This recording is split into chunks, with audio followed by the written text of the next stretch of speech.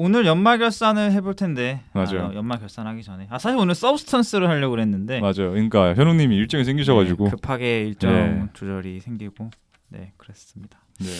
그래서 2주의 댓글 바로 들어가겠습니다. 유튜브 바사삭치킨님이십니다. 아들들 영상도 영화로 잘 봤습니다. 이 영화 보는 데는 서스펜스가 엄청났습니다. 어디로 튈지 모르는 흉악범죄자라는 타이틀에서 오는 긴장감이 영화를 끝까지 집중시켜주는 힘이 되었네요. 성현님 말씀처럼 인간이란 존재가 얼마나 불완전한지를 보여주는 영화였다고 생각됩니다. 현웅님 말씀처럼 자신의 아들을 죽인 살인자에 대한 증오심 때문에 본인도 직업 윤리를 어기면서 상대를 괴롭히는 부분에서 더욱 그러했습니다. 마지막 에바와 미켈의 인간으로서 한 줌 남은 양심이 인상적이었는데요. 에바는 미켈을 죽일 수 있음에도 죽이지 않았고 미켈도 에바가 자신이 죽인 사람의 어머니라는 사실을 오히려 소송에 유리하게 사용할 수도 있었을 텐데 양심의 가책을 느끼고 조용해진 장면에서 인간은 절대 악일 수도 절대 선일 수도 없는 존재라는 걸 보여주는 장면이었던 것 같습니다. 영화를 끝까지 보고 난 뒤에 에바가 교도소에서 일하는 것 자체가 자신의 아들이 교도소에서 죽었고 그렇기 때문에 교도소에 있는 사람들을 자신의 아들처럼 느껴서 계속 교도소에서 일하는 건 아닌가 싶네요. 소방관도 봤습니다. 영화가 플롯이나 내러티브가 너무 옛날 느낌이라 내용이 예상된다는 점에선 아쉬웠습니다. 캐릭터들도 어디선가 본 것 같은 느낌이 들었습니다. 그럼에도 영화의 좋은 부분이라고 생각되는 부분이 있는데 불과 함께하는 장면이 생각보다 리얼하게 촬영돼서 저도 그렇다고 생각합니다. 내용이 예상되더라도 의외로 몰입하면서 봤습니다. 네. 또한 화재 장면이 많이 나오는데 손익분기점이 250만 정도밖에 안 되는 것 같아서 저도 생각보다 예산을 절감했구나 싶었습니다.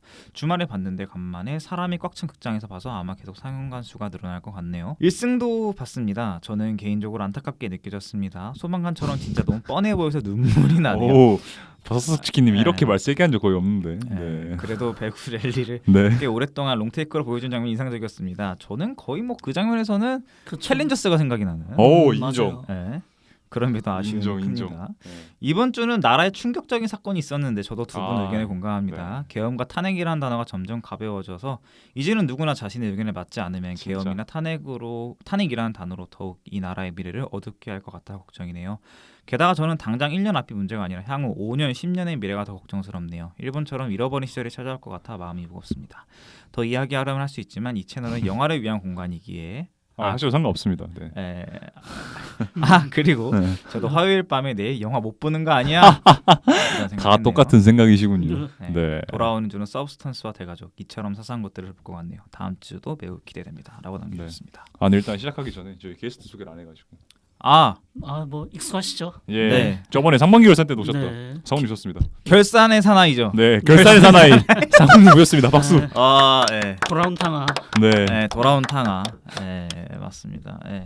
또 영화 최근에 또 많이 보셨을 것 같아서. 뭐 요즘에 쉬면서 영화 보면서 그러고 있습니다. 그렇죠. 지금 이제 영화 계속 나올 시즌이니까. 그렇죠. 이제 골든글러브 나오고. 좀 이번 주가 충격적이었죠. 재개봉 영화가 4개인가 5개였나? 와. 쏟아져요. 아키라가 아키라가 생각보다 사람이 많더라고요. 공각기동대. 맞아. 공각기동대. 그리고 퓨리도 메가박스에서 재개봉했고. 그리고 곤사토시 영화. 도쿄 가파도 그것도 재개봉했고. 맞아요. 도쿄 가파도 진짜 좋더라고요. 또 그 사이 또 보셨군요. 어제 3개 봤습니다. 저도 시사회로 도쿄 가파도 갔다 왔는데 좋더라고요. 그렇죠. 그래서 뭐 다시 댓글 속으로 다시 좀 들어가면 생각보다 아들들에 대해서 근데 영화가 좀 더 들어왔으면 하는데. 상훈님 혹시 아들들 보셨을까요? 아니요. 안 보셨어요? 그러니까 이 영화 한번 보시는 걸 추천드립니다. 일단 베를린 경쟁작인데 이렇게 조명 안 된다는 것부터가 좀 이해가 안 가고. 혹시 더길티 보셨어요? 더길티는 봤죠. 그렇죠. 그 더길티에서 보여줬던 그 감각 가지고 계속 압축해가지고 점점 몰아세우는 그 연출이 되게 좋습니다. 같은 감독인가요? 자기작입니다. 자기작. 구스타브 물러 감독의 영화고. 볼만하겠네요. 사실 뭐 소방관 1승은 가볍게 얘기해 볼까요? 좀 이따 터는 시간 때 한번. 그렇죠. 터는 시간도 있으니까. 그때 한번 털어보는 걸로 하면서 서브스턴스 대가족 이처럼 사소한 것들도 한번 얘기해보는 맞습니다. 소방관 개봉 8일째 100만 돌파 탈주보다 빠르다입니다. 소방관이 지금 그러니까 100만을 지금 돌파를 했는데. 그러니까요. 그러니까 저는 소방관이란 영화를 뭐라고 하는 게 아니라 요즘 한국 영화들 박스오피스에서 100만조차 넘기 힘들다고 하는 시대잖아요. 근데 소방관은 어떤 이유로 100만을 넘었을까가 좀 궁금해요. 왜 그렇게 생각하시나요? 저는 개인적으로 안 봐서 모르는데 아직 영화를 왜 100만을 넘었을까요? 저도 사실 보진 않았는데 아마 단체 관람하기 좋은 영화이지 않을까라는 생각을 일단 하긴 합니다. 개인적으로는. 형님은 보신 입장에서 어떻게 생각하세요? 저는 그러니까 영웅이 필요했어요. 지금 이 사회에서는. 그것도 맞죠. 저는 그게 있다고. 이런 판단해요. 좀 따뜻한 영화 필요하다. 이거 따뜻한 영화 아니에요. 제가 생각했을 때. 아직도 소방관을 조명한다는 것 자체가 그거는 그 인정하는데 자체가 따뜻하니까. 지금 아무래도 사회적 분위기에 조금 맞닿아서. 그러니까 왜냐면 악재가 여기 좋겠지만 많았잖아요. 오. 주연 배우의 음주운전도 있었고. 그니까 저 그거 궁금했어요. 곽도님 기중 어떤가요? 좀 많이 나와요. 그대로 중요해요. 나오나요 그냥? 그대로 중요해요. 나오나요? 근데 좀 편집으로 잘려나가는 부분이 좀 있었던 것 같은데 아, 그럼에도 너무 중요한 역할이었어요. 예. 네, 그래서 뭐 이 두 가지 뭐 주연 배우의 음주운전 그리고 뭐 탄핵 정국의 뭐 불매운동까지 있었는데 그러니까. 그거를 더 넘어 지금 오히려 위기를 기회로 만든. 그래서 아마 이 사회에 좀 영웅이 조금 필요해서 그렇게 좀 터지는 게 아닌가라는 그냥 개인적인. 탈주 관객이 몇이었죠? 탈주가 200만 넘었었죠. 오, 좀 희망적이네요 그러면 네, 소방관도. 그래서 이 영화가 지금 불이 붙었어요 진짜 영화에. 네. 네, 그래서 이 영화가 지금 뜨고 있다라는 점 말씀드리겠고요. 네. 두 번째는 골든글로브 얘기를 살짝 해봐야 될 것 같네요. 그렇죠. 네, 이제 후보작들이 나왔고 네. 내년 1월 5일에 개최가 되는데요. 네. 에밀리아 페레즈가 지금 10개로 지금 제일 많아요. 네. 그니까요. 이게 자크 오디아르 영화 중에서 평이 그렇게 안 좋은 걸로 알고 있는데 의외였네요. 네. 조금 더 상업적인 느낌이 좀 있었나? 그러니까 이번에 골든글로브가 특히 뭔가 미개봉작들이 되게 많더라고요. 그러니까요. 한국에. 그렇죠. 음. 그리고 여기 스크립트에 나와 있는 대로 브루털리스트 맞아요. 7개 노미네이트했다는데 진짜 제일 기대하고 있는 영화입니다. 아카데미 시즌 딱 지금 아시잖아요 다들 이제 한 10월 그렇죠. 11월쯤에 기획전으로 골든글로브. 스케줄 채우고 이제 한 11월 말쯤부터 서서히 볼 영화들 쏟아지잖아요. 맞아요. 아카데미 플러스 그렇죠. 연말 플러스 겨울이라는 시즌 플러스 해가지고 음. 쏟아져 나오는데 전 제일 기대되는 거 두 개를 미리 말씀드리자면 아까 말씀드렸지만 노스페라투랑 전 브루탈리스트 진짜 두 개 기대됩니다. 네. 저는 제시 아이젠버그. 리얼 페인 음. 그것도 궁금합니다. 벌써 그 배우가 이 경지까지 올라온 그러니까. 거야라는 생각도. 부산에서 평이 좋았잖아요. 깜짝 놀랐어요. 그냥 그럴 줄 알았는데 저는 솔직히 말하면. 그랬기 때문에 어쨌든 이번 골든글로브의 노미네이트도 굉장히 인상적이고 본격적인 오스카 레이스가 시작이 되었구나라는 그런 생각이 들었던 그런 이슈였고요. 그러면 2주 추천작 다음 네. 주 영화 뭐 나오는지 얘기를 해봐야 되는데요. 오히려 이수가 그거죠. 지금 말씀하시는 뭐 어떤 거? 무파사. 네네. 무파사 뭐 그냥 영화 봤을 때는 별거 없어 보일 수도 있는데. 근데 문라이트 감독이요? 그러니까 감독이 그게 베리 신기해. 젠킨스라는 거. 그리고 또 음악이 린 마뉴엘 미란다. 그래요? 네, 그렇다고 그러더라고요. 평이 또 괜찮더라고요. 북미에서. 그러니까요. 시사회 평이. 그래요? 그러면 진짜 막 신나게 막 그러니까 난 오히려 좀 약간 처연하게 느껴지더라고. 저 물라이트 그쵸. 진짜 좋아하거든요. 음. 와 근데 그 영화 만들고 그 다음 영화 그거였거든요. 빌 스트리스트가 말할 수 있다면. 그게 근데 별로 뜨진 않았죠. 근데 전 그것도 좋게 봤어요. 솔직히 말하면. 그것도 좋게 아. 봐가지고 차기작 되게 기대하고 있었는데 왜 이걸로 돌아오지? 하면서 그냥 먹고 살라고 이렇게 한 건가라는 생각이 들어서. 뭐 굳이 돌아올 만한 후속작이었나라는 그러니까요. 평도 있긴 한데 그럼에도 괜찮은 영화다라는 평도 있더라고요. 제 말이요. 네. 근데 디즈니 입장에서는 실사화 애니메이션들이 최근에 너무 그쵸. 떨어져 버리니까 뭐, 네. 그러니까요. 이런 감독들 몇 면도 막 나쁘지 않았는데 말이죠. 그래서 네. 깊이감을 확실히 넣어줄 수 있는 감독을 찾던 와중에 베리 젠킨스가 딱 그쵸. 정해졌을 수도 있겠다. 진짜 생각이 물라이트. 들어요. 저 진짜 큐어 영화 중에 거의 최고로 칩니다. 물라이트는. 네. 아름다웠던. 네. 저는 왜냐면 라라랜드 바로서 예. 그 광경을 목격했던 사람 언급하지 않을 수 그쵸. 없죠. 라라랜드. 도대체 얘가 뭔데 이 영화 뭐야 했는데 그럴만했다. 인정합니다라고 생각했던 네. 그런 또 경험이 드는 생각이고요. 독립 영화 한 편을 말씀드리면 힘을 내 시간이라는 영화도 나오더라고요. 제가 이 남궁선 감독님의 이전작인 10개월의 미래를 너무 재밌게 봤기 때문에 네, 괜찮은 영화였죠. 되게 재밌게 봤고 최성은 배우 제가 좋아하는 최성은 배우님도 나오고 전주에서 상 탔고. 전주에서 3관왕 네. N9 영화 평균 나이 약 26살 딱 성현님 저 둘이 나이 네. 전 재산은 98만 원 우리는 시끌벅적한 여행을 계획한다. 약간 잉여들이 치아킹 생각나는. 네. 그래서 지금 딱 이 영화도 기대되고 재개봉작도 있죠. 많죠. 다음 주에. 뭐 자비둘라 맘이 개봉한다고 하고. 와. 그리고 그 양주의 특별전화인데요. 그거 새끼 1월 1일이던데. 맞아요. 새 개도 개봉하고 아. 근데 플러스 해가지고 뭐 근데 몇몇 보시면 아시겠지만 다 그냥 보셨을 영화입니다. 망가의 영화랑 무간도.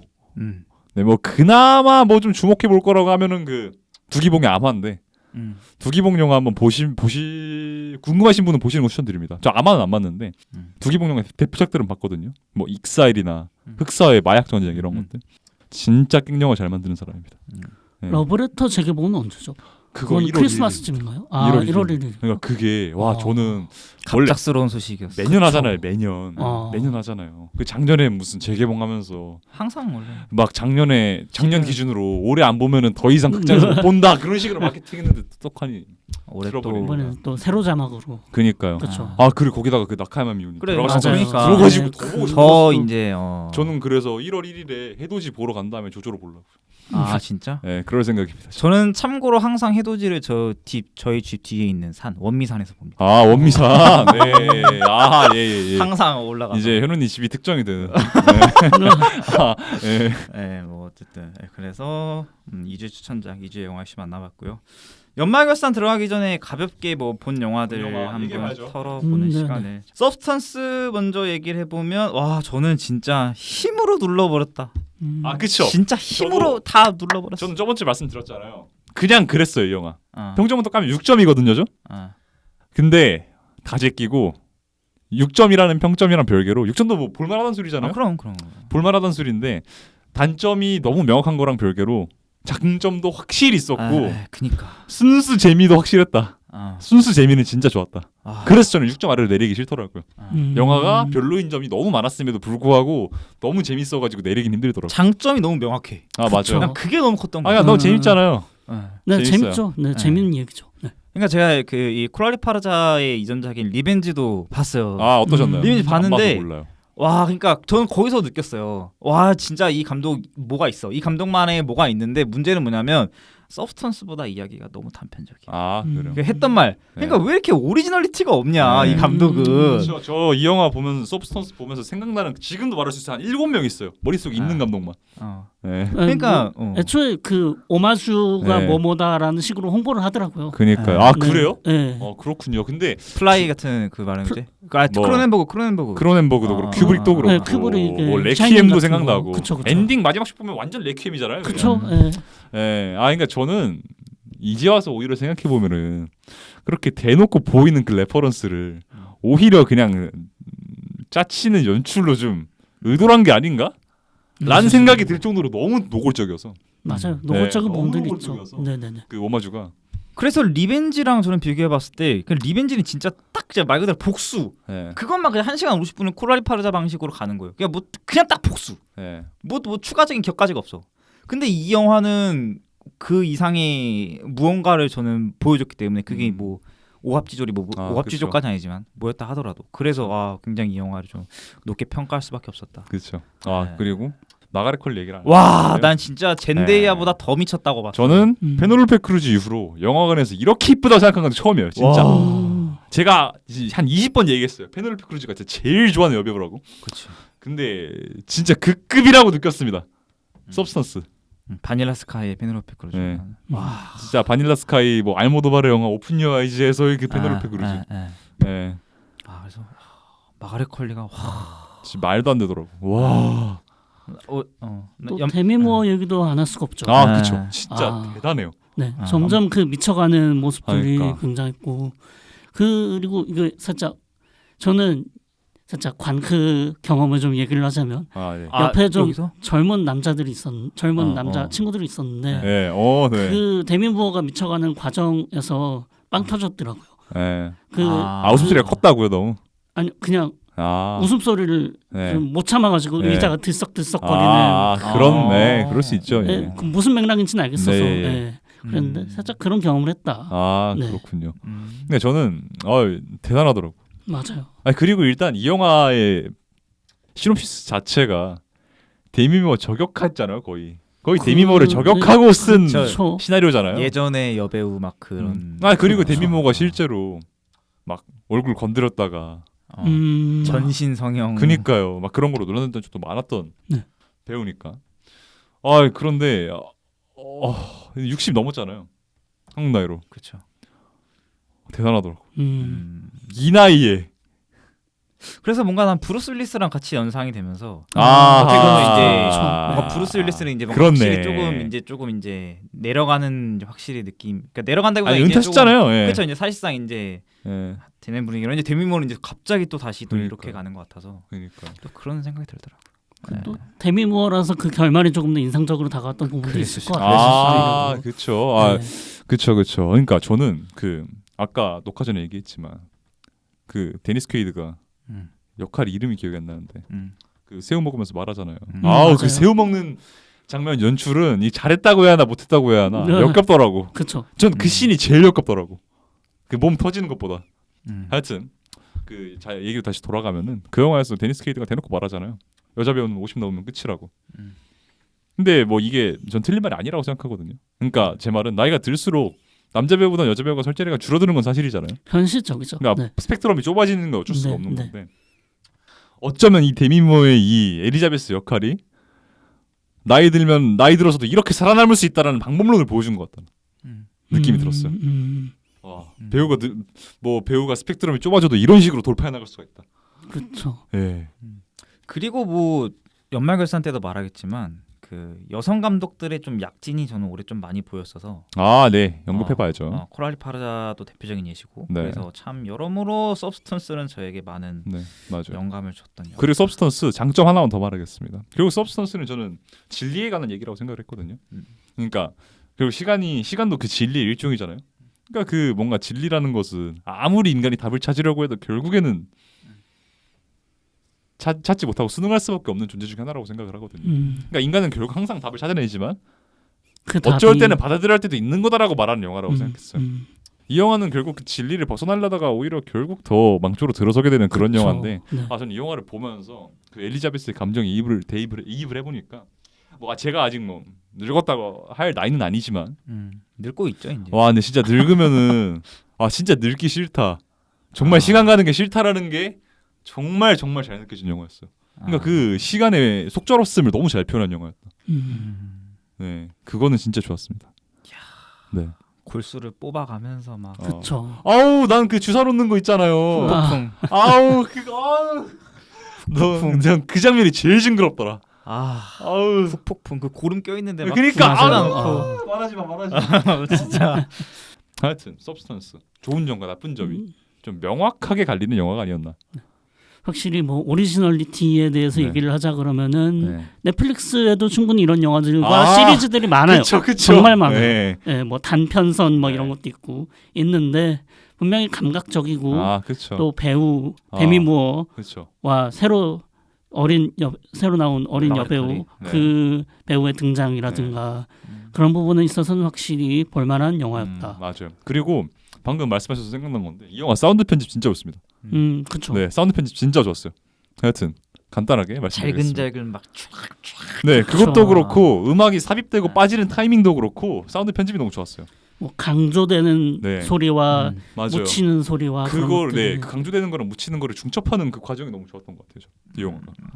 리벤지 한번 봐보십시오. 네, 아트나에서 뭐 틀어준다고 하는데. 진짜? 네, 그리고 지금 그 스튜디오 이츠뉴 네, 그 위에서 뉴 유튜브 채널에서 이 감독 단편 맞아요. 작품을 틀어주고 있더라고. 깜짝 놀랐어. 네. 와, 이걸 이렇게 상영을 할 수가 있구나. 그러니까 지금 가장 유튜브를 잘 활발하게. 활용하고 있는 채널 중에 하나가 아닐까. 그 핸섬 가이즈 개봉했을 때도 그쵸, 그 그때도. 활용해서 틀었잖아요. 네네네. 네, 맞아요. 맞아요. 근데 어쨌든 아. 서브스턴스 지금 뉴에서 좀 잘 예술 영화 치고는 되게 많이 미는 것 같더라고요. 이미 10,000명 넘었고. 그러니까요. 좀 많이 미는 것 같더라고요. 관객들이 많았어요. 네. 생각보다. 그러니까 전 이 영화가 뭔가 그 가능성을 본 것 같아요. 이유가 관객이 많이 들 수도 있겠다라고 하는. 이제 존 오브 인터레스트 이따 얘기하겠지만 이제 신화잖아요. 이 시국이 20만이라니. 예. 근데 뉴가 참전하면 공룡이 하나 들어오는 건데 그렇죠. 시장에. 근데 저는 어쨌든 공룡이든 뭐든 그렇죠. 살려 시장에서 네. 시장에서 경쟁은 결국 저는 상생의 길 중에 그쵸. 하나라고 생각하기 그쵸, 때문에 그쵸. 적당한 경쟁은 저는 좋은 현상이라고 봅니다. 네. 구룡 성체에 이어서 네. 서브스턴스까지. 저는 상당히 인상 깊은 행보네요. 네, 그니까요. 또 다음 영화 그냥 소방관 해볼까요? 그냥 하지 현우님만 마. 보셨으니까. 저만 봤군요. 네, 깔끔하게 얘기해 주시죠. 그냥 정해진 대로 간다. 예. 그리고 바사스키님 말씀해 주신 것처럼 화염에 휩싸인 그리고 그 사람들의 어. 연출이 너무나도 정말 현실적이고 그리고 그 중간중간에 그 소주 먹는 씬도 있어요. 회식 씬. 술 좋아하시니까 현우님. 근데 또 여기 사건하고 또 연관돼 있잖아요. 영화하고. 그러니까 그러니까 이게 근데 그러니까 물론 그런 의도는 아니었겠지만 근데 어떻게 보면 아하. 우리 사회생활에 좀 필요할 수도 있고 뭐 같이 그쵸. 단합되기 위해서는 뭐. 그래서 그 장면이 또 그렇게 보여지니까 또 되게 좀 뭔가 체연한 느낌도 있었더라고요. 예. 그리고 제 개인적인 견해에서 이 영화가 잘 되는 이유는 지금 우리 사회에 뭔가 영웅이 필요하기 때문에 1승보다 확실히 이 영화를 많이 찾는 게 아닌가라는 그런 생각으로 정리를 할 수 있겠다. 그리고 바로 그 나온 1승 솔직히 제 취향에는 1승이 더 잘 맞았거든요. 아 그래요? 저도 1승 네. 재밌게 봤습니다. 네, 그러니까 오히려 이런 뇌절식의 좀 코미디가 끝까지 그 밀고 가는 느낌이 너무 좋더라고요. 사실 조금 더 밀었어도 됐는데 약간 어정쩡한 느낌도 솔직히 있었어요. 1승을 해야 된다라는 그런 그쵸. 거기 갑자기 이제 쏠려 버리니까. 예. 예. 조금 더 그러니까 제목부터가 1승인데 그 드라마가 약했다 그래야 될까요? 뭐랄까 선수들 개개인의 스토리도 조금 더 깊을 수 있을 만한데 그냥 대사 처리로만 되는 느낌이고 그렇다 보니까 너무 그 정말로 그 여자 배구 리그에서 그냥 소문으로 떠도는 그런 에피소드를 그대로 끌고 온 듯한 느낌도 있어서 네. 그래서 이거는 영화에서 완성된 이야기가 아니라 현실에 있는 스토리를 그냥 끄집어내온 것뿐 아닐까라는 생각도 들고 해서 네네. 좀 아쉬웠다 그 부분이. 그러니까 전 그거랑 별개로 저 고등학교 때 배구 진짜 많이 봤거든요. 그 진짜 너무 유명한 감독들 다 나왔. 그러니까 그 뭐야 깜짝 놀랐어. 라이벌 역할로 나온 그 성유라였나? 그분도 한유미 선수. 네, 한유미 선수. 예. 선수들이 많이 나왔구나. 네. 해설하시는 네 맞아요. 깜짝 놀랐어. 유명한 사람 너무 많이 나와. 캐스터도. 그러니까 이숙재 해설 나왔고. 그래서 너무 인상 깊었던 사람 많았고 마지막에 김연경 선수 나오는데 나는 진짜 그렇죠. 이래서 더 호평 뇌절 끝까지 가는구나. 네. 진짜. 사실 박정민 배우 역할에 난 좀 더 뭔가 있을 줄 알았는데 그냥 아예 그냥 도라이로 그냥 설정됐던 부분들이. 요즘 코미디 특징이죠. 뭔가 그런 악인으로 나올 것 같은 사람들이 다 그냥 사실은 좋은 사람들이라거나 그런 극한 직업 이후로 이어지는 그런 흐름들. 앞뒤 안 재고 뭔가 그쵸. 박아버리는 그런 느낌. 그래서 박정민 배우는 저는 하얼빈까지 좀 기대를 해보면서 좋은 성적 거두기를. 대가족 본 사람 저밖에 없나요? 네 아직 안 네, 봤어요. 아직 못 봤습니다. 이번 주 볼 게 많아가지고. 확실히 김윤석 배우는 해안이 있습니다. 어땠나요? 그러니까 이거는 딱 영화가 처음 딱 30분 봤는데 올해 독립영화 중에 장손이라고 있었거든요. 그렇죠. 장손 플러스 만두 플러스 종교의 화합이구나. 그래서 그러니까 되게 이야기가 다채롭다. 그리고 이제 그 본격적인 그 정자에 관련한 그렇죠. 그거에 대해서 이제 이야기가 하면서 되게 이야기가 새롭다 이런 식으로 풀어갈 수 있구나. 물론 이제 결말 부분에 대해서는 저는 글쎄 하면서 좀 떨어진 부분이 있지만 그럼에도 영화 자체는 되게 연말 시장을 공략할 수 있는 최적의 컨텐츠가 아니었나. 그래서 사실 저는 영화를 혼자 보는 걸 되게 좋아해요. 사람 없는 관을. 근데 딱 갔는데 뒤에 이제 막 60대 70대 어르신분들이 단체 관람으로 오신 거예요. 그래서 처음엔 솔직히 말해서 막 또 전화 울리고 막 그러니까 마음속으로는 좀 그런데 했는데 이제 오히려 그분들의 반응을 보니까 이 영화가 더 잘 될 수도 있겠다라는 생각이 그렇죠. 들더라고요. 그분들까지 재밌게 볼 수 있는 영화가 정말 천만 영화가 되는 거니까 결국에는. 그래서 그분들이 막 웃고 울고 하시는 게 뒤에서 다 들리니까 앞에서 들리니까 이 영화도 굉장히 가능성이 있다라는 생각이. 그래서 이승기님 캐스팅도 어떻게 보면 그 나이대에 조금 맞는 캐스팅일 수도 있겠다라는 생각도 들고요. 혹시 시대 배경은 언제인가요? 현대인가요? 그러니까요. 애매해 보여서 예고편을 봤을 때. 뭔가 90년대 같기도 하고 2000년대쯤일 것 같기도 하고. 지금 현대가 아니에요. 이전이에요. 이전. 나이대가. 나이대가 그런 이전이에요. 것 같더라고요. 6.25 얘기 나오고 그랬으니까 이전이에요. 지금 생각나네요. 작년에 이어서 연말결산이 돌아왔습니다. 연말결산 사실 저는 한 2-3시간 준비한 것 같아요. 난 짧게 걸린 건가? 길게 걸린 건가? 저도 그 정도. 그러니까 저는 왜냐하면은 외국 영화 줄 세우기 너무 힘들었고. 왜냐면 저는 주기적으로 줄을 세우거든요. 평소에다가 그냥 생각날 때마다 줄이다 세울까 한 몇 달에 한 번씩. 그래가지고 저는 금방 하겠습니다. 생각보다. 저는 사실 이게 나이가 들어서 그런지 모르겠는데 봤던 영화들이 기억이 안 나고 이러니까 기록 안 하시나요, 최대한 기록은 기록대로 하긴 하는데 디테일들이 기억 안 나지. 그 인상적인 영화를 생각하면 가장 최근에 본 것들 위주로 아. 기억나다 제가 보니까 아 그런가요? 네, 뭐 일단은 바로 그냥 5위 서로?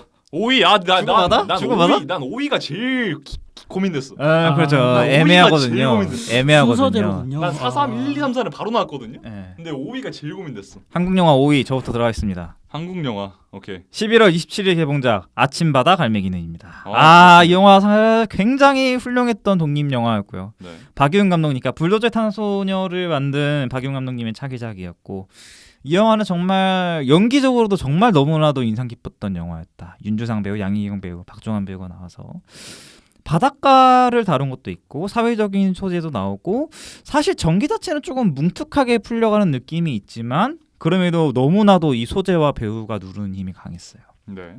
그래서 이 아침바다 갈매기는이 이 아들들이랑 같이 뭔가 조금 더 입소문이 나면 굉장히 좋은 영화일 것 같은데 그러지 못해서 그게 지금 조금 안타까운 영화가 그렇군요. 저는 아침바다 갈매기는이라고 정리할 수 있겠습니다. 아 진짜 재밌게 보셨네요. 올해 독립 영화들이 역시나 또 많아요. 저는 이 순위. 네. 다음 분 가시죠. 저 하겠습니다. 저 5위. 좀 의외일 수도 있는데 뭔데? 저 5위. 불안한데? 이상한 거 아니야. 네. 이상한 건 아니야. 네. 5위 댓글 부대입니다. 저는. 사실 네. 댓글 부대도 괜찮았죠. 저는 댓글 부대 댓글 부대 좋은 영화입니다. 좋았어요. 좋은 영화입니다. 좋았고요. 뭐라고 해야 될까? 저는 오히려 결말이 괜찮았거든요. 그러니까 진짜 맞아. 미디어 전공자다 보니까 셋 다. 맞아요. 셋 다 미디어 전공. 영화를 보면서 뭔가 좀 언론 윤리라는 거에 대해서 좀 생각을 하게 됐는데 뭔가 나이트크롤러 같은 영화도 생각이 나고. 맞아요. 네, 그러니까 뭔가 그 언론 윤리? 언론이 이야기하는 결국 그 진실을 보도해야 한다는 그 규칙이 과연 100% 맞는 건지. 그러니까 제 말은 그런 거죠. 우리가 기사를 항상 보잖아요. 기사를 보는데 그 안에 거기 네이버나 다음 같은 유명 포털 사이트에 등재된 게재된 모든 기사들이 다 100% 진실이라고 단언할 수 있을까?에 대한 고민. 단할 수 없지. 네, 결국 매체에서 퍼나르는 뉴스를 정말 100%다 진실을 받아들일 수 있을까? 맞아요. 라는 생각. 요즘은 또 더 채널이 많아져가지고 네 정말로 어려워진 문제죠. 그러니까요. 뭔가 그런 사회 문제를 정말 제대로 꼬집은 것 같아요. 사회 문제라기보다는 그냥 현대에 와서 생긴 새로운 담론이라고 해야겠죠. 현대 담론을 되게 잘 끄집어낸 것 같아가지고 이 영화가. 전 사실 이 영화에서 홍경 배우도 되게 인상적으로 봤거든요. 네. 정말. 뭐 김성철 배우 네.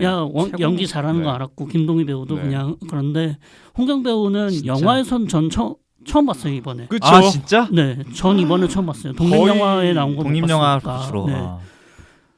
근데 굉장히 드라마에서만 보던 것보다 훨씬 조금 더 다채로운 연기가 있었던 것 같아서. 네. 한국의 인상적이었어. 티모시 샬람입니다. 한국의 티모시 샬람. 느낌 네. 비슷하죠. 그 얼굴은 누구도 못 따라간다. 난 그리고 이 양수진 감독 전작이 진짜? 맞아요. 성실한 날 앨리스잖아요. 맞아요. 그래서 기대 많이 했어요. 보면서 느낀 게 이 감독이 그 건물을 미장센으로 되게 잘 쓰는 것 같다는 생각이 들었어요. 건물을. 그러니까 이 건물 자체의 구조랑 배치들을 통해서 그리고 그 안에 끼어 있는 사람들의 모습을 통해서 정서를 어떻게 드러내는지를 좀 잘 보여주는 것 같다. 가시죠. 5위. 네, 5위 저는 파묘입니다. 파묘 뭐 파묘가 라인에 언급하긴 들어가네요. 해야죠. 네, 예. 괜찮은 메가 영화였고. 히트작. 네, 언급하긴 해야지. 네, 천만 메가 영화인데. 히트작. 장르물로 천만 간 게 좀 네, 말도 안 대단해. 되는 일이긴 하니까. 대단해. 그 네. 네. 장재현 감독 네. 좋아하는 감독이고 사바를 재밌게 봤기 때문에. 그래요, 네.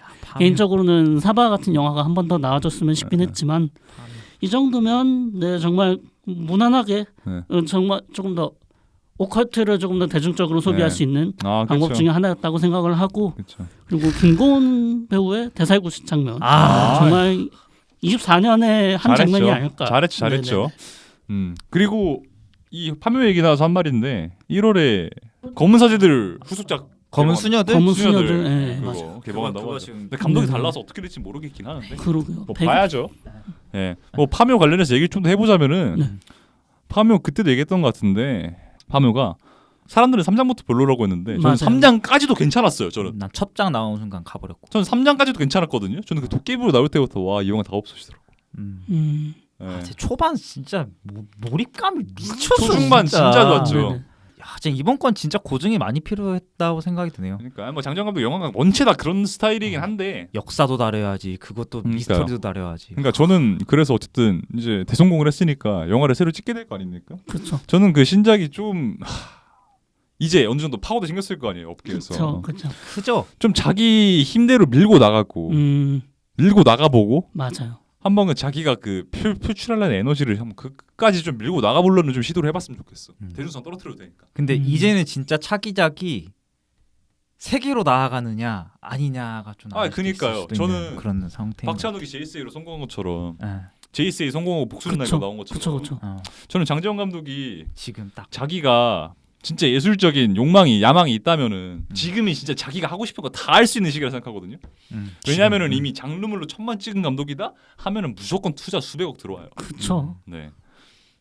진짜 지금이 가장 중요한 시기다라고 네. 하는 말이에요. 전 제발. 진짜 빡센 영화를 만들었으면 좋겠고. 제발. 예. 뭐 그리고 여담 하나 말하자면은 뭐 영화과 친구들 말에 의하면은 파면 만들고 나서 지금 영화과에서 다 오컬트 만들고 있다고. 맞아요. 그러니까 제가 몇 번을 말했습니까? 이 영화 제가 현우님 무슨 웃고 계시겠지만 우리나라 그게 너무 심해. 하나 편승하려는 터지면 게 너무 심해. 하나 맞아요. 터지면 이제 또 말할게요. 파수꾼 뜨고 학원물 뜨고 맞아요. 우리들 나오고 애들 계속 내보내고 남매의 여름밤 뜨니까 또 가족 영화 만들고 이게 너무 심하다니까. 그 우리들 마냥 애기들 나오는 영화 아직도 범람하잖아요. 단편 영화 같은 거 찾아보면은. 그렇죠. 그러니까 저는 파묘가 잘못했다는 게 아니라 좀 자신만의 거를 만들었으면 좋겠다. 근데 사실 그 파묘 나오고 최근에 한두 달 전인가 그 박신양 배우 그 나왔던 사흘 나왔죠. 근데 완전히 그냥 그렇죠. 다운됐잖아요. 예. 그러니까 물론 그게 촬영이 더 먼저 됐을 겁니다. 제 기억에. 그리고 아마 같은 배급사예요. 둘 다 쇼박스로 쇼박스? 알고 있어요. 예. 파묘가 확실히 센세이션을 불러일으킨 건 맞다. 맞다. 맞다. 그건 인정. 예. 그거는 인정한데 하고 영화 산업으로도 보면 너무 또 그쪽으로만 네. 몰아가시진 않으셨으면 네. 그런 그리고 생각이. 진짜 다음 작품 진짜 기대할 테니까 진짜 세게 만들어줘라. 진짜 세게 힘 빼지 말고. 보여주세요. 네 번째 순위 이건 조금 의외의 선택이라고도 볼 수 있겠지만 원더랜드. 원더랜드. 와. 김태형 감독의 원더랜드. 현우님이 난 네 번째야. 현우님이 생각보다 그런 되게 수뇌보적인 영화를 좋아하는 아 것 같아. 너무 좋아요. 그러니까 그럴 그- 수 있죠. 네. 베스트 라이브즈 만점 준 것도 그렇고 음. 라라랜드 좋아하는 것도 그렇고 웨스트사이드 스토리 만점 준 것도 그렇고 생각보다 그런 되게 수뇌보적인 영화를 되게 좋아하는 것 같다. 순진한 사람입니다. 네.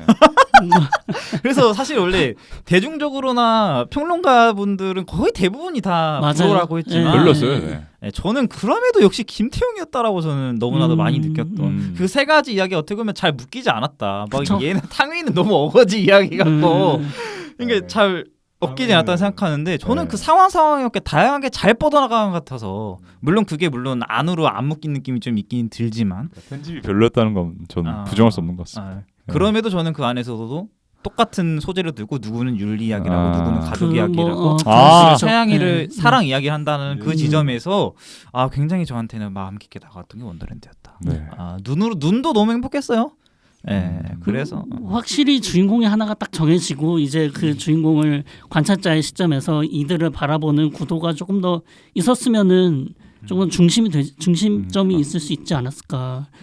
이런 에피소드들의 그런 생각을 합니다. 그러니까 가족의 탄생도 이런 영화잖아요. 어떻게 보면 그렇죠. 주인공 한 명이 박혀 있는 게 아니라 다중 플롯 가지고 여러 명에서 돌아가면서 스크린에 등장하는 그런 영화인데 전 그래서 가족의 탄생 같은 영화를 기대를 했거든요. 근데 그런 영화가 아니었어서. 그래서 차라리 이거는 뭐 OTT나 그렇게 해서 조금 한 길게 6부작이나 8부작 정도로 가도 차라리 에피소드로 쪼개서 그걸 조금 그렇죠. 더 그렇죠. 저도 그게 나았을 것 같네요. 강풀 작가 작품 그렇죠. 느낌처럼 네. 그런 식으로 갔어도 괜찮지 않았을까라고 생각을 해보지만 네. 어쨌든 저는 뭐 영화적으로도 만족했던 사람으로서 올해 4등으로 원더랜드를 뽑겠습니다. 저 4등 뻔합니다. 네. 여행자의 필요입니다. 여행자의 필요. 홍상수 감독의 영화 얘기하죠. 아, 얘기하죠. 그러니까 저는 그때도 말했지만 저는 뭔가 왜 홍상수가 평균적인 폼에 비해서 이자벨 필요 나온 영화는 뭔가 왜 그냥 그런 것 같지라는 생각이 들어요. 클레어 카메라가 이자벨 필요가 나왔나요? 네, 그거랑 그거. 다른 나라에서까지. 전 다른 나라에서는 좋았어요. 다른 나라에서 괜찮았지. 근데 뭔가 홍상수가 자기는 애고가 넘쳐나는 사람인데 뭔가 홍상수 영화는 그런 매력이 분명히 묻어나는데 이상하게 이자벨 유페르 나오면은 자기가 이자벨 유페르한테 기가 눌리는 것 같아. 저 그냥 먼저 까겠습니다. 저 3위가 여행자의 필요거든요. 네. 네, 저는 오히려 그냥 룸 넥스 도어가 생각이 났어. 이거 보면서 아. 루네스토랑 비교된 게 있어요. 뭔가 삶과 죽음을 뭔가 떠도는 그런 느낌도 들고 그 뭔가 초록색이 왜 이렇게 보이죠 저는? 아, 그쵸. 그러니까 제가 여행자의 피로. 그때 수유천 얘기할 때 말했었지만 홍상수는 우리가 알고 있는 홍상수 유명한 영화들 있잖아요. 네. 지맛 끝을, 북촌방향, 오키 영화, 극장전 이런 영화들은 좀 하나에 완벽하게 짜여진 구조를 어떻게 만들까 집중했다면은 한 소설가의 영화 이후로부터 홍상수의 영화는 뭔가 좀 방황의 느낌이 많이 들죠. 방황의 느낌도 있고 탑도 뭔가 계속 돌고 도는 듯한 느낌이 들고. 뭔가 좀 연출적으로 바라봤을 때 숏 자체에 집중한다는 느낌이 들었어요. 원래 홍상수 영화 자체가 숏 길이가 좀 길기는 한데 이 영화는 뭔가 그 숏 안에서 어떤 일이 벌어지는지를 조금 더 명확하게 규명하려고 하는 느낌이 들었어요. 특히 저는 수유천 보면서 좀 이거를 좀 명확하게 느꼈는데 여행자의 피로도 그렇고 이 대화를 하는 발화 포인트라던가 혹은 이 사람들의 표정이라던가 이 사람들의 시선이 어느 방향으로 향해 있는지 이런 디렉팅이 조금 더 명확해진 느낌이라고 할까요? 요즘 그러니까 최근 한 작년 올해 홍상수 영화들을 바라보면 전 그런 느낌이 들었습니다. 그래서 어쨌든 순위 안에 들었다라는 건 그럼에도 좋은 네, 영화다. 그럼에도 좋다. 그럼에도 좋은 홍상수인데. 네. 그 아직 저는 홍상수 영화에 대해서 그렇게 영화. 애착이 없거든요, 사실. 네. 사실 거의 안 봤다고 봐도 될 것 아, 같은데, 그래요? 예. 왜냐하면은 너무 연상되는 이미지들이 있다 보니까 아직 시도를 못 해본 것 같은데 혹시 추천을 해주신다면 딱 그 전성기 때 봐야죠. 전성기. 전성기 때면은 뭐야? 오케이 영화지. 뭐 저는 입문작으로 개인적으로는 하하랑 하하랑 우리선이 우리선이 좀 아니면 초기작으로 간다면 생활의 발견, 해변의 여인 또 뭐 있냐? 해변의 여행 해변의 괜찮다. 여인. 잘 알지도 못하면서 그때 영화들은 약간 그 홍상수가 로메를 좋아하기로 유명하잖아요. 그 홍상수가 어떻게 로메를 좀 동경해가지고 만든 느낌이 좀 물씬 들거든요. 사실 저는 그냥 지금은 돌아가셨지만 이성균 배우 나오는 홍상수 영화가 아, 진짜 그쵸. 그때 그러니까 이성균 배우 나오는 홍상수 이성균 영화가 배우님이 나오죠. 좀 대중적으로 가장 좋긴 하죠. 전 진짜 오키 영화는 저는 한국 영화가 손가락에 들어가요. 네, 그리고 제가 4위를 발표할 차례거든요. 네. 제 4위는 핸섬 가이즈입니다. 네. 조명해야지. 이게 사실 성현님이 아까 말씀하신 그 어떤 기조를 만들어 간다. 네. 그 틀에서 한번 얘기를 해보고 싶은데 좀 일조를 했다. 예, 파묘에 이어서. 아니요, 이거는 깬 영화죠. 그 틀을 깬 영화라고 생각하는데 깬 영화다. 이게 극한 직업 이후로 정말 많은 말장난 영화들이 많이 나왔잖아요. 예. 그런 코미디 스타일에서 탈피를 해서 다시 좀 약간 옛날 스타일의 완전 그런 좀 컬트 코미디를 조금 더 표방한 영화. 그쵸. 예를 들어서 시실리 키로라든가 조용한 가족 같이 그런 것들 그쵸. 네네. 그쵸. 그런 뭔 면에서 느낌인지 이해갑니다. 네. 예. 조용한 좀 가족 하니까 이게 빠르네. 조금 더 이 영화인들이 네. 이 핸섬 가이즈의 등장을 그냥 하나의 또 지표로 삼았으면 좋겠다는 생각을 합니다. 저도 핸섬 가이즈도 되게 영화 산업적으로 말했을 때 좋은 영화라고 생각해요. 네네네. 그러니까 좀 이 영화는 다양해야 되니까. 네. 상우님이랑 조금 다른 관점에서 보자면 아까 제가 말했던 것처럼 이 영화는 완전 고전 장르물이잖아요. 그렇죠. 완전 슬래시 오컬트잖아요. 네네네. 그런데 이런 장르를 가지고 비틀 수 있다는 거. 이런 장르를 가지고 비틀 수 있고 네. 대중들을 설득할 수 있고 네. 150만 넘겼잖아요. 성이 그래가지고 넘겼어 이거. 그니까요. 그래가지고 이렇게 만들면 진짜 괜찮을 수도 있겠다. 나는 뭔가 작년 잠에 이어서 올해 파묘랑 핸섬 가이즈가 뭔가 되게 새로운 이정표를 제시해 준 것 같다는 느낌이 들었습니다. 그리고 이 영화는 같이 있는 게 그거죠. 원작이랑 똑같지 않다는 거예요. 그렇죠. 원작은 그 완전 토부퍼 같은 조지 로메로 같은 그런 고전 슬래셔 감독들, 뭐 웨스 크레이븐도 포함되고 그런 감독들의 슬래셔나 뭐라고 해야 돼? 전형적인 그 약간 뭐 숲으로 들어갔는데 그쵸. 살인마를 오두막이 마주한 있는데, 약간 그런 플롯의 영화를 표방을 했다면은 맞아요. 핸섬 가이즈는 그 정서가 우리나라 정서에 맞지 않으니까 그거를 잘 목가적으로 바꿨어요. 비틀어서 네, 네. 오컬트로 변용을 했다는 그쵸. 게 네네. 저는 이게 되게 시나리오 기획을 잘했다. 맞아요. 그러니까 리메이크가 잘 됐다라는 그러니까. 거예요. 맞아요. 한국식에 맞게 이거랑 또 제가 한 가지 더 보태면 사실 히든 페이스가 그렇거든요. 맞아요. 근데 히든 히든- 페이스도 예, 예. 좋았죠. 그러니까 그런 식으로 이제 리메이크를 바꿔서 지금 새로운 형식의 영화가 나타나고 있으니 이런 식의 도전도 저는 충분히 좋다라는 거죠. 그러니까. 그런 측면에서 핸섬 가지가 또 하나의 길을 뚫어준 것 같아서 그 부분에서는 충분히 저는 뭔가 괜찮아요. 이게 본보기가 됐으면 좋겠다. 예, 예, 맞아요. 예, 예, 예. 네. 사실 관객 반응이 제일 궁금했던 영화 중에 하나였거든요. 그쵸. 저는 생각보다 시사회를 반응도 보고 나서 좋았어요. 생각보다 시사회에서는 반응이 괜찮았는데 네, 관객 반응도 괜찮았고요. 네, 그러게요. 그래서 생각보다 그러니까 난 그게 제일 신기했다니까. 요즘 대중들이 뭔가 그런 잔혹한 폭력 연출에 좀 둔감해진 느낌이라고 해야 될까요? 그게 그럴 수도 넷플릭스나 이런 거를 사람들이 하도 이용자들이 작게 많이 많아지니까 그러니까요. 그런 장르물에 좀 익숙해진 아니 것 이거는 같아요. 거의 약간 준고어 연출들 있잖아요. 그렇죠. 부천 꽤 많잖아요. 개막작급이지. 부천 개막작급. 그러니까 막 그 뭐야 분쇄기에 사람 빨려 들어가고 그런 건데 그런 영화들도 사람들이 잘 봤다는 게 신기했다. 입소문이 잘 퍼진 것도 있었고. 그러니까 3위를 하면 저는 말했으니까 네. 3위는 저는 홍상수 감독의 여행자의 필요. 네. 4위가 뭐였죠? 나 4위? 원더랜드. 아 맞아 원더랜드. 네. 3위 가시죠. 3위 저 장손입니다. 네. 장손. 얘기 안 할 수 없지. 그렇죠. 네. 이거 몇 장손이 번을 얘기했는지 나왔어요. 모르겠지만 이 영화는 아. 진짜 영화 감독 준비하는 이 영화과 친구들 맞아요. 있죠? 우리 네. 우리 나이 때 친구들, 보셔야 됩니다. 선배들 이 영화 보세요. 보셔야 됩니다. 꼭 보세요, 진짜. 이 이 영화는 그 독립 영화를 한 편이라도 스태프로 참여해 본 사람 입장에서는 영화를 찍는 현장이 영상 콘텐츠를 찍는 현장이 얼마나 힘든지 알잖아요. 그리고 그 현장이 얼마나 열악한지도 알고. 저는 그냥 보태자면 네. 저는 사실 작년 비밀의 언덕에 이어서 올해 거의 최고의 한국 영화라고 저도, 뽑기 때문에 독립 영화 중에서는 네, 최고 한국 영화 뽑고 정말 감독, 각본, 제작, 편집 그러니까. 그냥 오정민 감독이 전 모든 것을 그냥 여기 개인적인 디테일을 다 쏟아붓다. 그러니까. 또 개봉 시즌도 좋았고 추석 시즌이다 그쵸. 뭔가 네네. 추석에 틀기 좋은 영화이긴 하죠. 네네. 네. 그리고 이런 되게 명절의 흔한 갈등 중 하나를 토대로 이렇게 이야기를 이어 나간다는 게 굉장히 좋은 시도였다. 맞아요. 그러니까 어떻게 보면은 사우님 말씀하신 것처럼 뻔해 보일 수 있는 지나치게 보편적인 그쵸. 얘기를 갖다가 그쵸.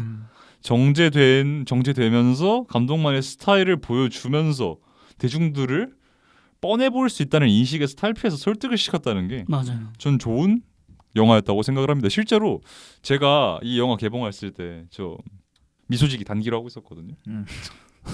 왕십리? 강변에서 강변 아트하우스관 있잖아요. 네. 그래서 예술 영화 트는 거 사람들 어떻게 보나 봤는데 장손 꽤 관객 많이 찼어요. 특히 그리고 놀랐던 게 장손이 관객 연령층이 다양했었어. 어린 친구들부터 어르신 나이 드신 분들까지 다양해가지고 이거 되게 좋은 영화인 건가라는 생각이 들었습니다. 그리고 뭐 이 영화 확실한 장점 하나 얘기하자면 촬영이죠. 마지막 쇼. 그러니까 마지막 말이 안 돼. 그렇죠. 그러니까 저는 그런 로켓을 찾았다는 게 신기하다니까요. 어떻게 그런 로켓을 찾았지? 맞아요. 공장부터 시작해서 그러니까 공장 옆에 큰 나무가 있어야 되고 그렇죠. 그 공장 옆에는 완전 고풍스럽으면서 디포커스를 잘 보여줄 수 있는 기와집이 있어야 되고 그리고 나무 뒤에는 큰 산이 있어야 되고 그리고 언덕에서 전체적인 샷이 담길 수 있는 그러니까요. 그런 그 로켓을 어떻게 찾았냐는 거죠. 그 보니까 배경은 영화 속 배경은 대구 달성인데 실제 배경은 맞아요. 양산이라더라고요. 네, 양산이래요, 양산. 그래서 진짜 물론 내가 할 말은 아니지만 영화 시작하는 분들에게 너무나도 굉장히 많은 자산이 될 영화일 것 같아요. 네. 이 장소는 정말 큰 자산이 되는 영화인 것 같다라고 생각합니다. 네. 가시죠. 저는 일단 2위는 장손입니다. 2위가 장손이고 2위. 3위는 더킬러스라고. 그래요? 저 저거 안 클래스 안 봤거든요. 봤어. 저는 이게 더킬러스가 그러면 그냥 그 감독들이 신나 있는 느낌이 있어요. 단편이다 보니까 그 자기 기량을 뽑아내는. 그럼 4명 모음집이잖아요. 네, 그렇죠. 그럼 단편별로 한번 순위 한번 매겨주시죠. 그 안에서 상우님 본인은. 저는 노덕 감독의 와, 업자들이 이명세 제일- 감독을 많이 뽑던데. 근데 노덕 감독이 대중적으로는 평 제일 좋더라고. 이야기 흐름이 그냥 되게 웃겼어요.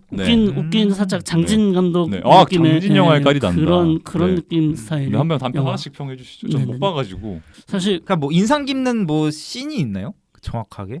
뭐 그게 한 방 아니면 이게 뭔가 한 방이 있는 그러니까. 4개 중에 하나가 한 방 있었다라는 거 그러니까. 아니면 4개의 좋았던, 호흡이 너무 네. 잘 맞았다는 뭐 그런 느낌도 있잖아. 나도 사실 못 봐서. 그런 이미 어. 저기 이름 있는 감독들이잖아요. 네. 그렇죠. 근데 그 감독들이 자기 스타일 그런 자기 스타일만의 단편을 만들었다는 것 자체가 저는 되게 재밌는 경험 중에 하나였다는 생각이 들어서 마치 신인 감독의 단편을 보는 것처럼 그런- 에너지가 있다. 에너지가 이미 원숭미가 찬 그쵸. 감독들임에도 불구하고 그렇죠. 네. 다시 초기의 에너지로 돌아간 것 같다라는 말씀이시죠. 사실 이런 경우는 OTT에서 많이 볼 수가 있는데. 제 말이. 그러니까 1, 2화 누구, 네. 3, 4화 누구 이런. 좀 그래서 하나 더 궁금한 거. 이명세 감독 단편 어땠나요? 저는 그러니까 스타일 자체는 정말 좋은데 네. 사실 난해했다고 생각해요. 난해했다고 평을 많이 하고 일단은. 네, 그렇죠. 네. 근데 솔직히 임명세 감독 최근작을 해봐야 뭐 20년 더 돼가긴 하지만 근작들을 다 본 입장에서 형사랑 M 진짜 너무 난해했습니다. 그쵸. 형사 유명하죠. 네. 근데 저는 개인적으로 근데 M은 M이 최고작이라고 사실. 근데 전 M은 인정을 2000년대 거의 전체 다 따져도 손가락 안에 들어갈 정도로 좋은 영화여서 그게 거의 최고작이라고. 네, M은 진짜 좋습니다. 네. 네. 그래서 더 킬러스가 나올 줄 몰랐네. 그러니까 생각 더 킬러스 생각을 못했어요. 생각을 못하고 있었어. 그러니까 저도 그 노덕 감독 단편이랑 이명세 감독 단편은 궁금했었거든요. 네. 김종관 감독 단편도 그 포함된 거. 김종관 감독, 장항준 이렇게. 네, 장항준까지. 넷입니다. 네.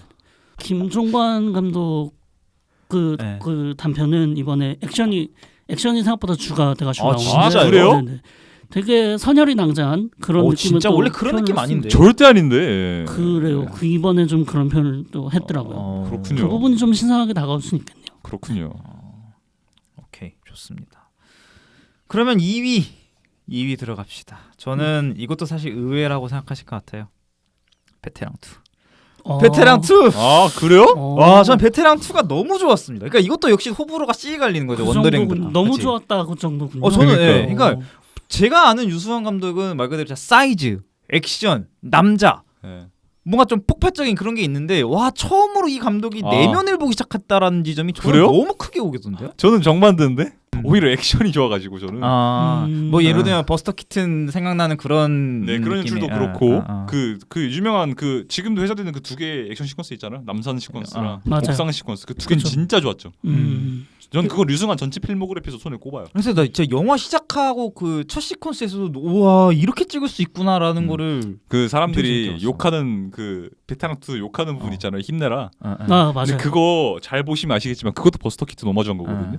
그래요? 네, 그 힘내라 그것도 버스터 키튼 오마주예요. 그 장면부터 너무 네, 그렇죠. 근데 저도 실망을 많이 했어요. 그거를 차치하고 보더라도 버스터 키튼을 감안하고 보더라도 오프닝은 별로였습니다. 오프닝 엔딩은 별로였어요. 평가가 참 많이 갈리네요. 네, 저는 그 남산은 진짜 좋았어요. 남산은 좋죠. 깜짝 놀랐어요. 너무 좋아서.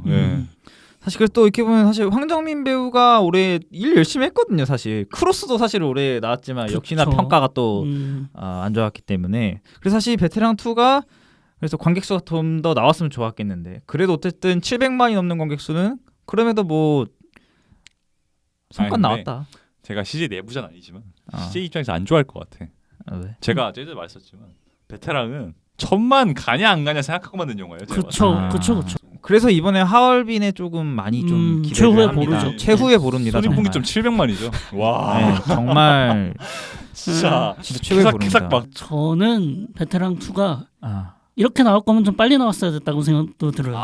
제가 그 비슷한 얘기 했었어요. 이미 원에 대한 인상이 많이 지나간 상황에서 2를 보려고 하면은 원과 똑같은 분위기를 기대를 하게 되는데 차라리 원에서 틀 거라면은 조금 더 개봉 시기가 좀 더 빨랐으면은 그래 이렇게 반성을 할 수도 있구나라는 생각이 들 것 같아요. 예. 그러니까 범죄도시 1, 2도 5년 텀밖에 없었거든요. 5년 텀도 길다고 생각했는데. 그렇죠. 그러니까 2는 기본적으로 원에서 썼던 카드들을 다 뺏는 느낌이에요. 그 남산에서 마지막에 사람들이 다 찍으니까 찍지 말라 그러잖아요.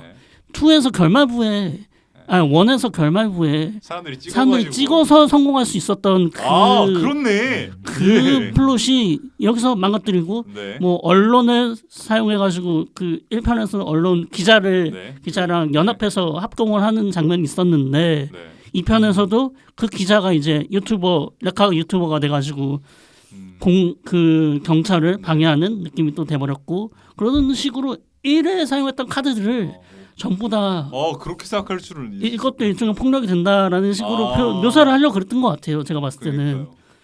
그런 부분에서는 조금 앞당겨서 개봉했으면 조금 더 괜찮은 평가가 나올 수 있지 않았을까. 그러니까 저도 너무 늦게 났다고 생각이 드는 게 저는 그때 회차에서도 말했지만 이 영화에서 등장하는 요소들이 있잖아요. 요소들이 좀 낡은 것 같아. 그때 얘기했었잖아요. 그러니까 일단 담으려는 게 너무 많아. 비질란테도 담아야 돼. 맞아요. 학교 폭력도 담아야 돼. 맞아. 뭐 언론 어쩌고 유튜브 레카도 담아야 돼. 담으려는 건 너무 많은데. 근데 그 소재들이 또 이미 너무 대중들한테 많이 소비가 됐단 말이죠. 맞아요.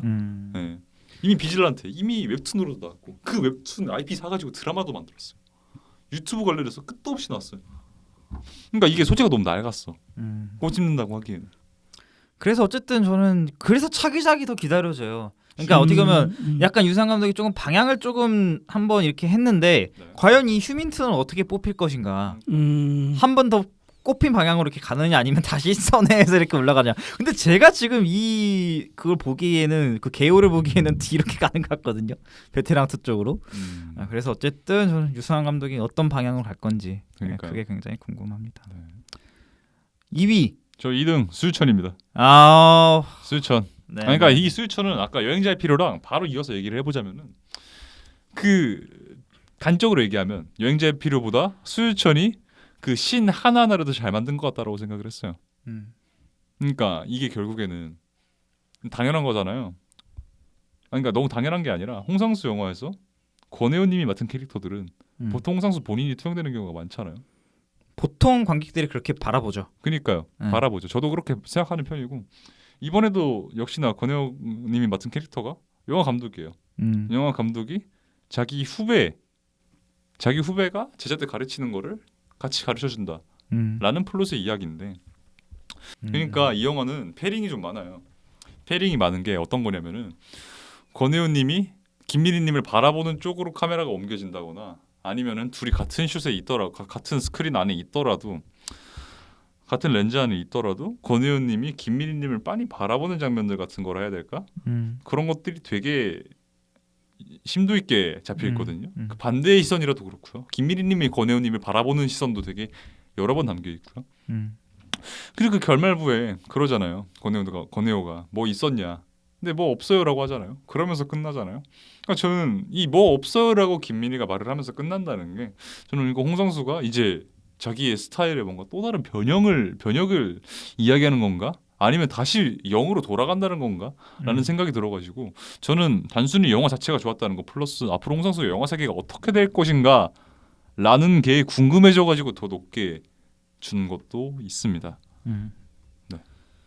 1위 넘어가기 전에 장소는 2등 네, 나왔으니까 이등 더 맞습니다. 얘기 나올 필요는 없을 것 같고 네. 어너러블 멘션 얘기하죠. 네.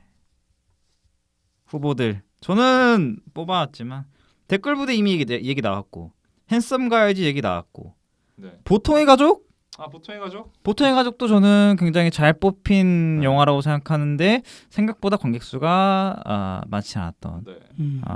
그럼에도 역시나 이것도 리메이크가 상당히 잘 된 케이스라고도 역시나 볼 수 있겠고 네네네. 앞서 언급된. 와, 근데 저 진짜 심각한 게 올해 지금 보고 있거든요. 네. 올해 개봉한 한국 영화 중에 6점 준 영화가 6점 이상 준 영화가 10편이 안 돼요. 그래서 올해는 사실 좀 심했죠? 한국 영화가 많이 빛을 못 봤다. 그쵸. 작년에 비해서 확실히. 심했죠. 근데 이제 내년에 나올 게 더 없다는 거. 그쵸. 그게 좀 그게 좀 마음이 아프고 뭐 다른 거 말하면 저는 정순이라는 또 국내 독립 영화가 있었고 맞아요. 예, 맞습니다. 네.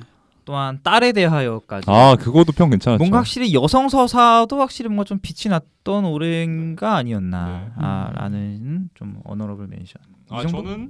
저는 하나만 더 얘기하자면 저는 리볼버 얘기하고 싶습니다. 그쵸. 리볼버 리볼버 리볼버 좋았어요. 네. 개인적으로. 그러니까 뭐 흥행이 망한 거에 대해서는 뭐 관객이 안 들어온 거에 대해서는 나도 동의 안 하는 건 아닙니다. 솔직히 여름 시즌 그러니까 제일 성수기 시즌에 틀기 좋은 영화는 절대 아니에요. 왜냐하면 이 영화는 기존 영화의 문법을 전혀 따라가지 않거든요. 그렇죠. 전혀 따라가지 않고 오히려 그 후반부 시퀀스들 있죠. 산에서 시작을 맞아요. 해가지고 절에서 끝나고 생선에 소주 한잔 하면서 끝나는 그 시퀀스들이 오히려 기존의 한국 영화의 전형성을 좀 부정한다는 느낌이 들었는데 저는 그게 오히려 신선했습니다. 아까 제가 말했잖아요. 이 영화는 결국에는 그러니까 한국 범죄 영화들이 이렇잖아요. 돈에서 시작을 했는데 돈은 메커핀이고 결국 다른 목적을 향해서 달려가는 것들이 되게 전형적이잖아요. 근데 이 영화는 오히려 그 클리셰를 한 번 더 비틀어가지고 돈만 따라가는 영화예요. 돈만 따라가는 영화인데 이 영화의 마지막은 돈이 전혀 없어도 상관없는 그런 장소에서 끝나죠. 숲, 절, 그냥 바닷가 이렇게 끝나잖아요. 그러니까 저는 뭐라고 말을 해야 될까? 계속 돈을 향해 달려가다가 오히려 제일 중요한 시퀀스에서는 돈을 아예 없애버린다는 게, 돈이라는 요소를 없애버린다는 게 전 되게 흥미로웠다라는 말씀드립니다. 이게 깐 못 갔죠? 깐 그쵸? 못 갔잖아. 못 갔죠. 아, 그러니까 참 아쉬워요. 그 내용물에 비해서 깐도 마땅히 연기 없었고 결과물 관객들도 많이 그렇게 바라보지 못하는 것 같아서 그러니까요. 올해 분명히 빛날 수 있는 작품이었는데도 불구하고. 그러니까 이 영화는 좀 비수기의 개봉했어였어. 저는 그렇게 생각합니다. 그리고 또 하나 말하자면은 저는 그녀가 죽었다도 나쁘지 않게 봤어요. 그거 올해였나? 그 올해더라고요. 네. 올해 네. 4월인가 5월인가 네네네. 그랬습니다. 예. 이 신혜선 배우의 독보적이죠. 네, 연기가 또 스펙트럼이 하나 더 넓어졌다는 거. 그리고 음. 변현 배우도 오랜만에 돌아왔죠. 영화로. 오랜만에 돌아왔죠. 네네네. 그런 면에서 한 번쯤 그냥 배우들 오랜만에 보는. 네. 근데 저는 그 영화 괜찮았는데 네. 딱 하나 아쉬운 게 결말부에 너무 가르치려는 것 같았어. 아. 그것만 빼면 더 좋았을 것 같은데. 솔직히 조금 더 지저분하고 지독해질 수 있는 영화였다고 생각은 해요. 소재만 봤을 때는. 근데 너무 밝았다는 생각도 들어요. 저는. 1위로 들어가야죠. 네. 네. 예. 전 나왔어요 이미. 네, 장손이죠. 장손입니다. 예. 저희 둘이 이전부터 회차에서 장손 장손이에요. 칭찬을 많이 했죠. 예. 작년 비밀의 언덕에 이어서 저는 또 한 번에 또 독립 영화가 또 한 번에 제 마음을 또 흔들어 제꼈네요. 예. 다음 1위 영화 뭐였나요? 저도 계속 말했었습니다. 조일등 벗어날 탈입니다. 나 그래서 봤어. 네. 봤어. 봤다니까. 어땠나요? 진짜 그 형식 새로워요. 네, 네, 확실히 새로워요. 아니 네. 우리나라도 아니야. 그냥 이 영화 좀 진짜 그냥 어디서도 좀 새로워요. 보이는 영화예요. 한번 벗어날 탈 러닝 타임 한 70몇 분밖에 안 되거든요. 왓챠에도 있어요. 네네네. 한번 봐보십시오. 봐보십시오. 그러니까 이 영화가 그냥 벗어났다. 완전 네. 불교 영화예요. 네. 완전 불교 영화고. 상반기 때도 언급을 하셨잖아요. 그렇죠? 네, 결산 맞아요. 때. 네네. 그랬구나. 네네. 하여튼 제 이 영화가 올해 나온 모든 한국 영화 중에서 유일하게 8점입니다. 네, 유일하게 8점인데. 그러니까 뭐라고 해야 돼? 그러니까 이 영화의 주인공 남자 여자 둘이 있는데 그 남자 여자 둘이 아무 연관성이 없어 보이는데 결국 그 불교의 교리를 따라서 가다 보니까 결국에 만나게 된다는 그 설정이 전 너무 마음에 들었어요. 그 이미지 같은 것들도 그렇고. 바다. 네, 그렇죠. 그 빨강과 파랑의 조응을 너무 잘했죠. 카메라 안에다가. 네. 불교 형식. 맞아. 네, 기억에 많이 남습니다. 어쨌든 이 독립영 안에서도 그 뭐냐 보기 힘든 형식이에요. 그러니까 그리고 이 소보영 감독의 다른 단편들이 왓챠에 있거든요. 저는 벗어날 탈을 보고 너무 좋았어가지고 다른 단편도 찾아봤는데 이 감독 소보영 감독 진짜 다릅니다. 솥? 예, 맞나? 예, 맞아. 다릅니다, 진짜. 그러니까 저는 소보영 감독 개인적으로 벗어날 탈을 보셔서 아시겠지만 돈 좀 많이 들어가면은 진짜 대단한 영화 만들 수 있을 것 같거든요. 그분. 장재현 감독의 그런 또 네. 다른 미스터리 느낌. 네. 아니, 돈 많이 들어가잖아요. 진짜 신기한 영화 만들 수 있는 사람이에요. 네. 가시죠. 네, 저 1위는 대도시의 사랑법입니다. 그래요? 신기해. 나왔다. 저도 얘기해 주세요. 네. 사실 1위, 2위가 대도시의 사랑법이랑 장손이잖아요. 둘 언어를 다 멘션이 안 나. 거의 놓칠 뻔했어요. 정말 뒤늦게 본 영화라서 네. 극장에서 못 볼 뻔했는데 둘 다 평이 너무 좋은 영화였거든요. 네. 장소는 그냥 커뮤니티에서 영화 커뮤니티 이런 데서 정말로 많이 언급된 영화였고 네. 대도시의 사랑법 같은 경우에는 전 그냥 정말로 로맨스물인 줄 알았으니까 별로 그렇게 땡기지도 않았고 네. 포스터도 그냥 그렇죠. 두 배우의 로맨스가 마케팅 아닐까라는 이상했어. 생각을 했어요. 마케팅 이상했어. 네네. 아무리 봐도. 그랬는데 일단 커뮤니티에서도 평이 괜찮았고 주변에 그냥 취미로 영화 보는 친구들 그냥 가끔 영화 보는 친구들 평이 괜찮은 거예요. 네. 근데 이게 퀴어 영화라는 걸 알고 있음에도 제가 그래가지고 생각보다 괜찮네. 이거 한번 봐볼까 하고 봤는데 정말 퀴어 청춘 퀴어 소재를 이렇게 대중적인 시각으로 풀어냈고 그렇군요. 그리고 웃겨요. 네. 정말 21세기 엽기적인 그녀라고 해도 될 만큼 웃깁니다. 오. 엽기적인 그녀가 21세기가 2001년입니다. 2001년. 그럼 2020년대. 네. 그때쯤. 2020년대 엽기적인 그녀라고 해도 될 만큼 정말로 그렇군요. 네. 그런 대사의 센스가 그래요? 정말 현대적이라고 생각을 했습니다. 저는 이거 보면서 그 10여 년 전에 은교가 생각이 났어. 왜요? 그 에너지가 다시 보였다니까 아. 김고은 배우한테. 그래요. 에너지가 그러니까 다시 보였다. 도깨비로 굳어져 있는 그 김고은 뭔가, 씨의 특유의 이미지가 있잖아요. 현실 아 그래요? 현실 연기의 현실 생활 연기의 이미지가 있잖아요. 예. 그 도깨비에서 네. 보여지는 그런 이미지에서 한 번 더 나아간 아 그래요? 좀 독특한 캐릭터였기 때문에 올해는 되게 그래서 김고은님한테 올해는 분기점이 진짜 되겠군요. 김고은님한테 엄청난 그 전환점이 분기점이 되는 그런 해였다고 이걸 딱 보면서 네, 느꼈습니다. 그렇군요. 어쨌든 이제 네. 정리를 해보면 우리의 이제 영일리에서 뽑은 올해 최고의 영화는 장손이었던 것 같아요. 아, 그쵸? 1, 2, 3에 다 들어갔어. 그쵸, 네, 언급이 네. 됐으니까 다. 예. 1, 2, 3에 다 들어갔고 외국 영화 탑5 들어가 보면 저는 올해 진짜 올해 힘들었습니다. 진짜 진짜 아니, 힘들었습니다. 작년도 했잖아요. 작년도 너무 힘들었잖아. 아니 올해는 우리. 더 힘들었어 나는. 올해가 더 힘들었어. 전 미리 줄 안 세워놨으면 더 고민했을 건데. 저도. 5위. 바로 가겠습니다. 퍼펙트 데이즈. 그쵸. 진 벤더스의 퍼펙트 데이즈. 좋아하셨죠. 좋아하셨죠. 정말 좋아하셨죠. 최근에 다큐멘터리가 강세였던 감독이 그 영화로서 다시 한번 또 이렇게 또 그쵸. 올라서온 듯한 그런 느낌이 들었다. 다큐멘터리 얘기해서 나온 건데 빈 벤더스 다큐멘터리 중에 피나라고 있거든요. 음. 꼭 보십시오. 음. 이거 극장에서 할 수 있을지 아. 모르겠는데 전 집에서 보긴 했거든요. 음. 꼭 보십시오. 네. 그러니까 어떻게 보면 그게 좀 쌓여서 여기서 뭔가 조금 터진 느낌도 그 있고. 리얼리즘이. 그 리얼리즘. 예. 그러니까 뭔가 매일매일마다 그 사소하게 달라지는 그쵸. 순간순간 네. 그리고 갑작스럽게 찾아온 손님으로 인해서 이 사람의 일상이 팍 깨졌을 때 그리고 그거를 연기로 보여주는 야쿠르쿠지. 맞아요. 근데 저는 비판하는 사람들 중에서 그냥 그렇게 봤다는 사람들 중에서 너무 자기적이다라는 평에는 동의하거든요. 뭐 그렇게 볼 수도 있겠다라고 생각을 그쵸? 하는데 네. 저도 이 영화 좋게 보는 사람이에요. 어쨌든 얘기를 계속 해보자면은 저는 이 영화의 가장 큰 장점은 그 리얼리즘이잖아요.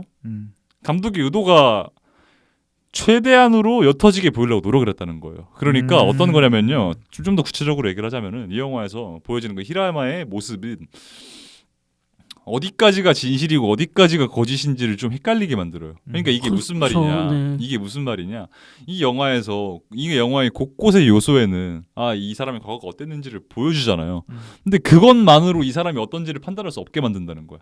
이 사람의 생각도 읽을 수 그러니까요. 없고 그냥 이 사람의 일상만 그러니까요. 볼 수 있어요. 그러니까 이 사람은 분명히 이 영화의 주인공이고 이 영화는 그쵸. 극영화인 것도 맞지만 오히려 다큐멘터리가 카메라를 인물들한테 들이대는 방식처럼 맞아요. 최대한으로 그 인간의 정서라고 해야 될까? 오히려 사람들이 몰입하지 않게 만들고 그 사람들의 행적에 더 집중하게 만드는. 전 그래서 르누아르 영화가 생각났습니다. 뭔가 사람들이 움직임 자체만 집중하게 만든다는 점에서. 장 르누아르 말고. 네, 르누아르랑 뭐 하마구치 같은. 네. 그리고 하나 더 얘기를 하자면 굉장히 네. 현대적인 감성이라고 얘기를 할 수도 있을 것 같아요. 네. 조금 더 이제 소확행을 넘어서 2025년의 트렌드 키워드가 또 뭐냐? 아보하라고 합니다. 그게 아주 뭐죠? 보통의 하루라는 얘기인데 이제 행복도 필요 없다. 네, 행복도 필요 없고 정말 그냥 평범하게 보통의 살면 된다. 하루라도 보낸 것 네. 그것에 만족하는 삶에 대한 얘기거든요. 그만큼 이런 정말 현대인들이 많이 지쳐 있구나라는 생각을 스테이지. 합니다. 네. 저는 괜찮은 영화라고 생각합니다. 네. 보통이 뭡니까? 그러면 그러니까 보통이 뭔데? 그러게요. 평범하게 살기 되게 힘들어진 세상이에요. 평범이 하향 편지가 된 것 같다라는. 그냥 난 항상 말하지만 그냥 내 마음껏 살면 됩니다. 마음대로. 네. 죄를 저지르지 않는 이상. 무탈하게. 네, 하여튼. 그렇습니다. 5위. 전 5위가 제일 힘들었습니다. 역시나 다섯 가락 꼽기가 제일 힘든 거죠. 그러니까 원래. 1, 2, 3, 4는 진짜 쉬웠거든요. 이미 정해져 있어가지고 나도 마지막 집에서 컴퓨터로 스님 얘기면서 진짜 5위랑 6위 이따 말할 건데 어너러블 멘션에서 6위도 이 두 개가 너무 힘들었어요. 5위 그래서 뭐냐면요. 바튼 아카데미입니다. 나랑 네. 정확히 네. 똑같이 고민했어요. 네, 바튼 아카데미.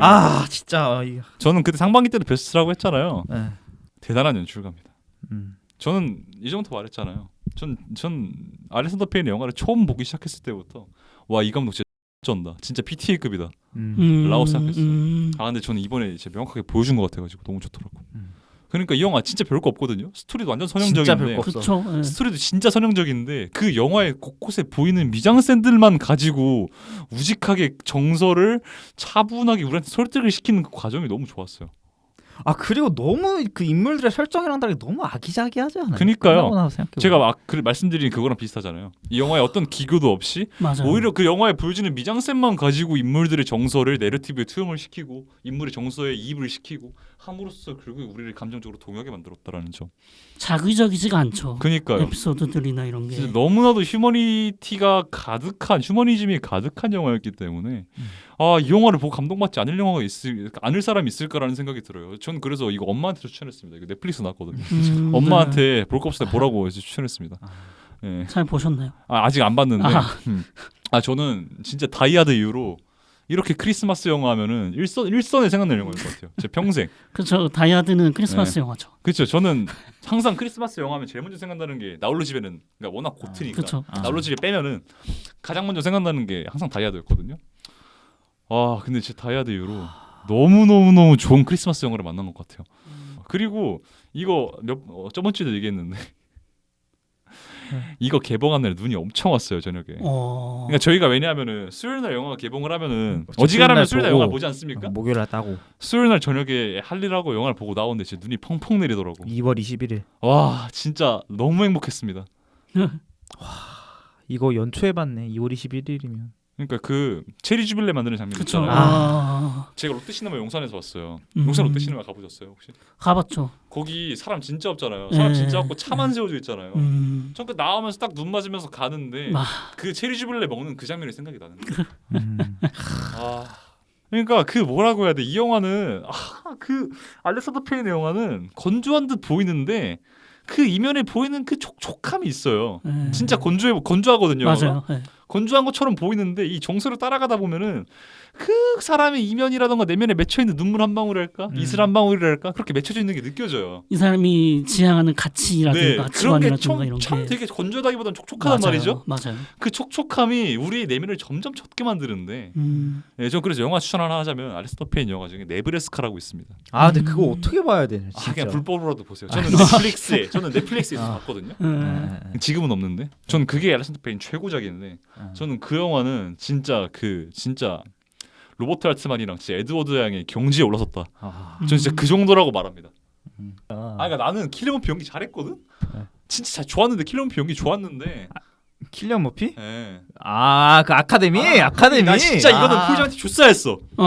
저는 그리고 그 알렉산더 페인 전작 중에 사이드웨이 있단 말이에요. 맞아요. 네. 그 사이드웨이에서 폴 지아마티랑 바튼 아카데미에서 폴 지아마티랑 겹치는 부분이 엄청 많단 말이에요. 네. 딱 이게 20년 된 영화란 말이죠. 그러니까 사이드웨이가 그 전작이랑 겹쳐 보이면서 너무나도 제 피부를 젖게 만드는 부분들이 너무너무 많았는데. 그러니까 이게 제가 작년에 정말 후회했던 것 중에 작년 부산이 역대급이었잖아요. 작년 부산에서 제가 바튼 아카데미를 볼라다가 취소했거든요. 그냥 이거 국내 개봉한대 극장 개봉한대 가지고 전 안 할 줄 알고 예매한 건데 그냥 VOD 직행할 줄 알고 예매를 한 건데 올해 부산이 아니라 작년 부산. 네. 존 오브 인터레스트 없어서 네. 논란됐던 그 부산. 네. 그래서 저는 그래 뭐 극장 개봉한다니까 그냥 취소해야겠다 하고 봤는데 그때 사람들 반응 보니까 진짜 레전드였다는 거예요. 부산 반응이. 그래서 너무 후회했거든요. 근데 저는 반대로 그때 용산 롯데시네마에서 봤을 때 사람이 진짜 없었어요. 한 저 포함 3명?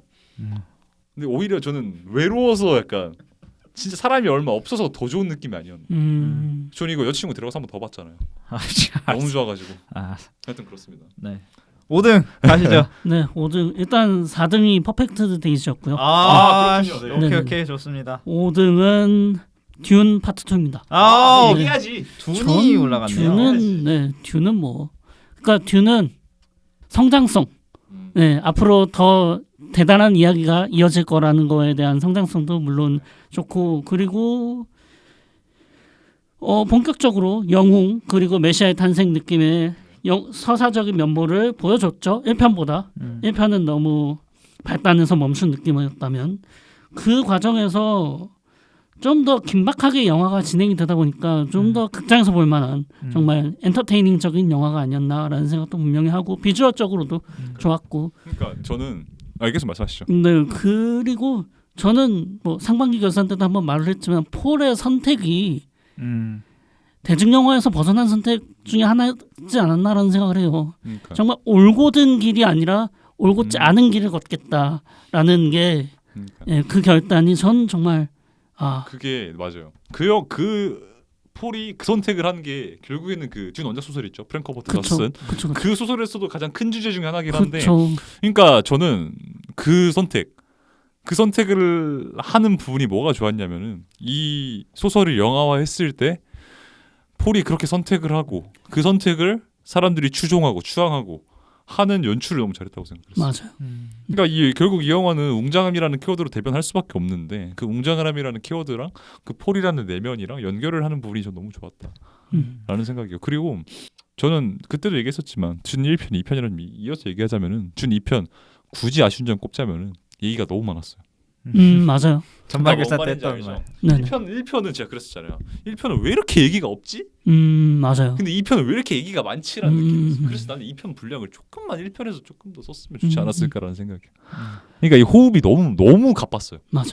뭔 말인지 아시겠죠? 근데 그거랑 별개로 분명히 언급될 영화인 건 맞다. 네. 그리고 솔직히 말해서 2편은 네. 이야기가 생략된 부분들이 조금씩 있어요. 아, 그쵸. 1편하고 생각을 해봤을 때 예를 그쵸. 들어서 그 모래벌레 타는 부분 네. 조금 더 역경이 있을 거라고 당연히 생각을 했는데 그쵸. 그냥 한 번에 딱 그쵸. 사막을 건너가는 것도 저도 그리고 아쉬운 네. 부분만 하나 더 얘기하자면 레이디 제시카에 대한 얘기가 조금 더 있었어야 한다 생각해요. 네. 네. 그러면 4위로 네, 네. 4위는 넘어가겠습니다. 네. 저부터 하면 저는 키메라. 아. 키메라 4등. 알리체를 왜 놓쳤어요? 키메라 똑같아?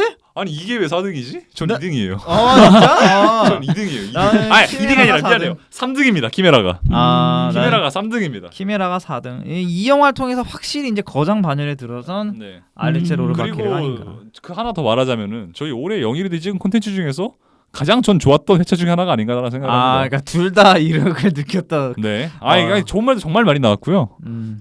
그 영일이들 안 보신 키메라차 안 보신 분들 있으면 보시는 거 추천드릴게요. 그래서, 진짜 정말 많이 했습니다. 진짜 이 감독과 이 도굴꾼 아루투에 대해서는 연결성도 굉장히 많이 생각했고 그러니까요. 역사, 사랑, 전통 그거를 이제 이어나가는 두 사람의 모습. 그러니까요. 그리고 우리 둘의 마지막 빨간신 논란. 이거는 혈맹인가 인연인가.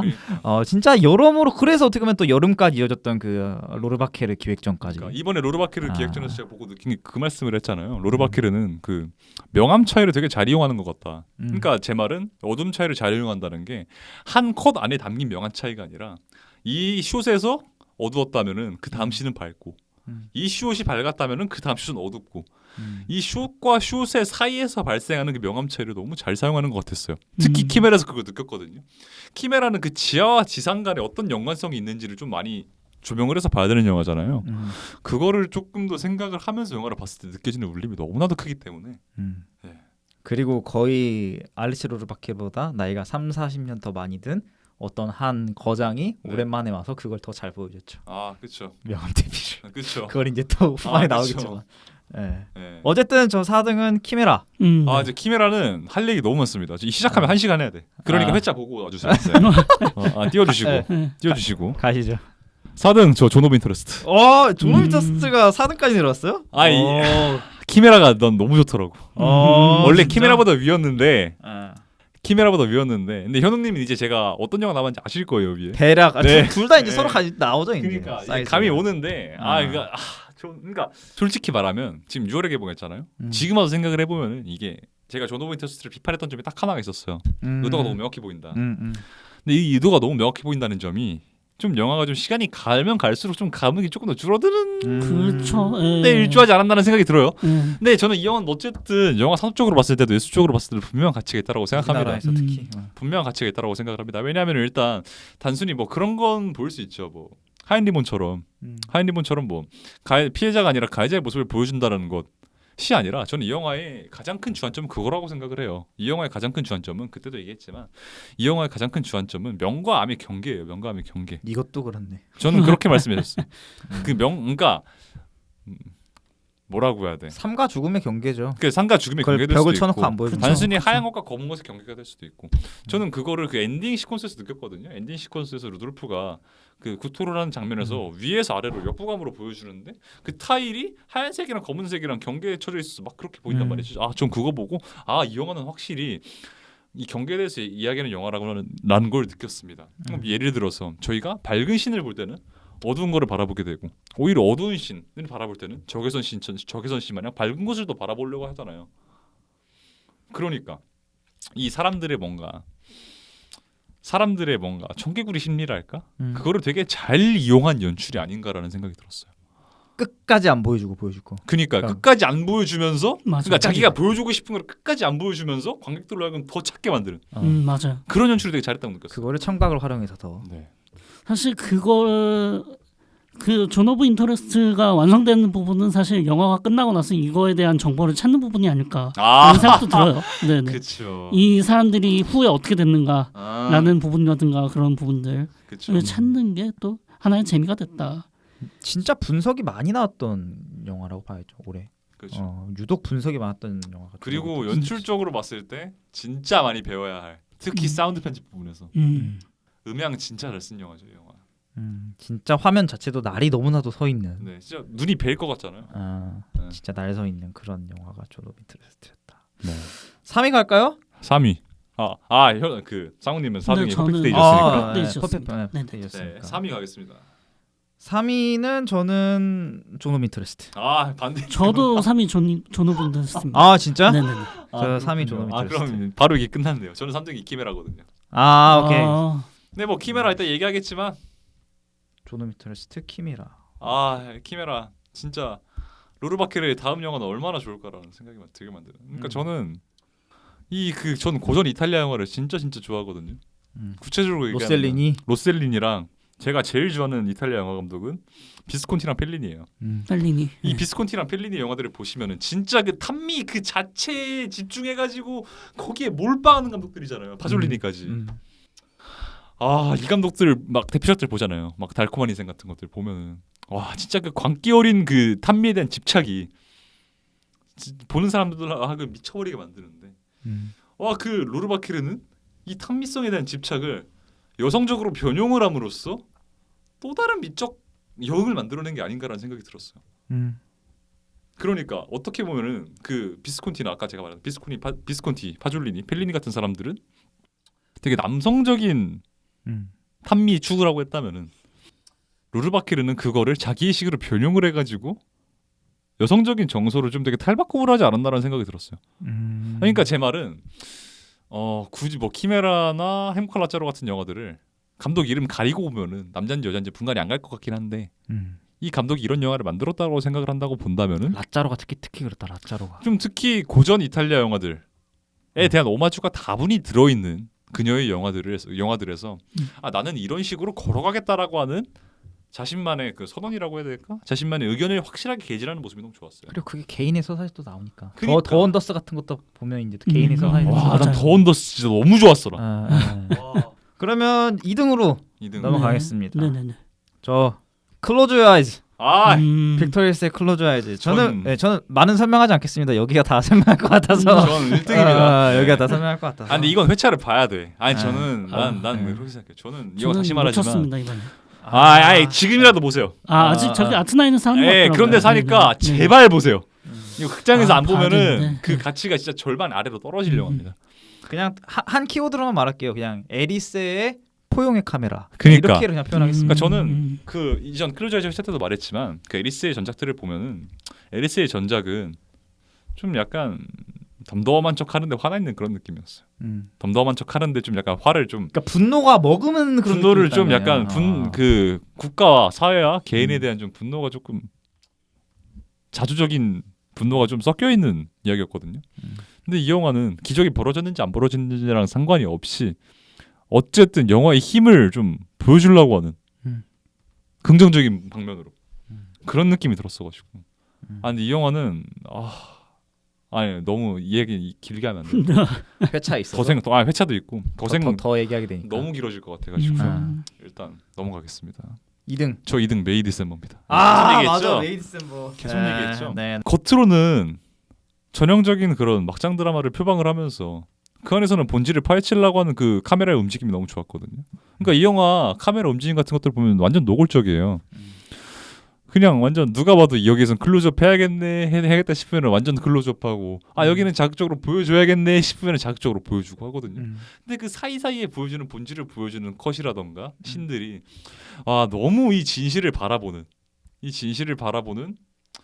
우리의 태도를 어떻게 정립을 해야 할 것인가에 대한 고민을 하게 만들었다는 거죠. 저는 그래서 이따가도 말하겠지만 저는 이 찰스 멜튼이라는 배우가 분명히 조명돼야 한다고 생각을 합니다. 그러니까 저는 기죽지 않고 줄리안 둘 사이에. 올해의 배우라고 생각하고 나탈리 포트만 음. 그냥 명불허전이었어요. 너무 잘했는데 저는 그 사이에서 기죽지 않고 자신만의 그 이름이 기억이 안 나는데 찰스 멜튼이 맡은 역할이 보여주는 진실을 어떻게 바라볼 것인가에 대한 그의 태도를 너무나도 완벽하게 개진을 했다는 생각이 들었습니다. 메이 디셈버가 2등까지. 네, 그러니까 이거 좀 호불호의 영역일 수도 있는데 저는 메이 디셈버가 왜 그렇게 좋아하는지 모르겠어요. 그러니까 왜냐하면은 내가 토드 힌즈는 좀 호불호 되게 많이 갈리는 감독이거든요. 저한테는 저 캐롤 별로였어요. 저는 오히려 캐롤이 좋았습니다. 나도 캐롤 만점. 네네네. 그러니까 캐롤 만점이잖아요. 저 캐롤 5점이에요. 그러니까 좀 그리고 파프로맵은 6점밖에 안 줬어요. 진짜? 근데 저는 반대로 이 메이 디셈버 9점이고 I'm Not There 9점이고 벨벳 골드마인도 8점인가 그러거든요. 저랑 완전 반대네요. 그니까요. 그러니까 저는 저 메이 디셈버 큰 기대 안 했단 말이에요. 그래서 근데 전 너무 좋았어. 깜짝 놀랐습니다. 그러니까 그 뭐라고 말을 해야 될까? 그러니까 토드 힌지 그 퀴어적인 그 섬세함이라고 할까? 그 섬세함이 진실을 파헤친다는 이 중심 플롯이랑 너무 잘 맞아떨어진 것 같아. 예. 오케이, 좋습니다. 2위 가시죠. 네, 저는 2위 아노라입니다. 아노라가 해야지. 아노라 언급을 안 할 수가 얘기해야지. 없습니다. 아노라 얘기해야지. 제 기준에서 아노라는 정말 제가 생각하는 대중 영화와 아트하우스 영화 사이 섞인 영화다. 그 중간에 딱 있는 마지노선이라고 생각을 하고 정말 대중 영화라고 될 정도로 무방하죠? 완전히 코미디 영화, 완전히 코미디였어요. 그 집안에서 무방하죠. 우당탕탕. 그쵸. 무방하죠. 진짜. 저희가 네네. 했을 때도 말했지만 그 중반부부터 이어지는 플롯은 그렇죠. 남편이 도망가서부터. 그 부분은 우리가 영화를 많이 조금이라도 본 사람들은 누구나도 친숙할 법한 그 스콜세지와 코엔식 작법을 그냥 충실하게 따라가잖아요. 그렇죠. 네.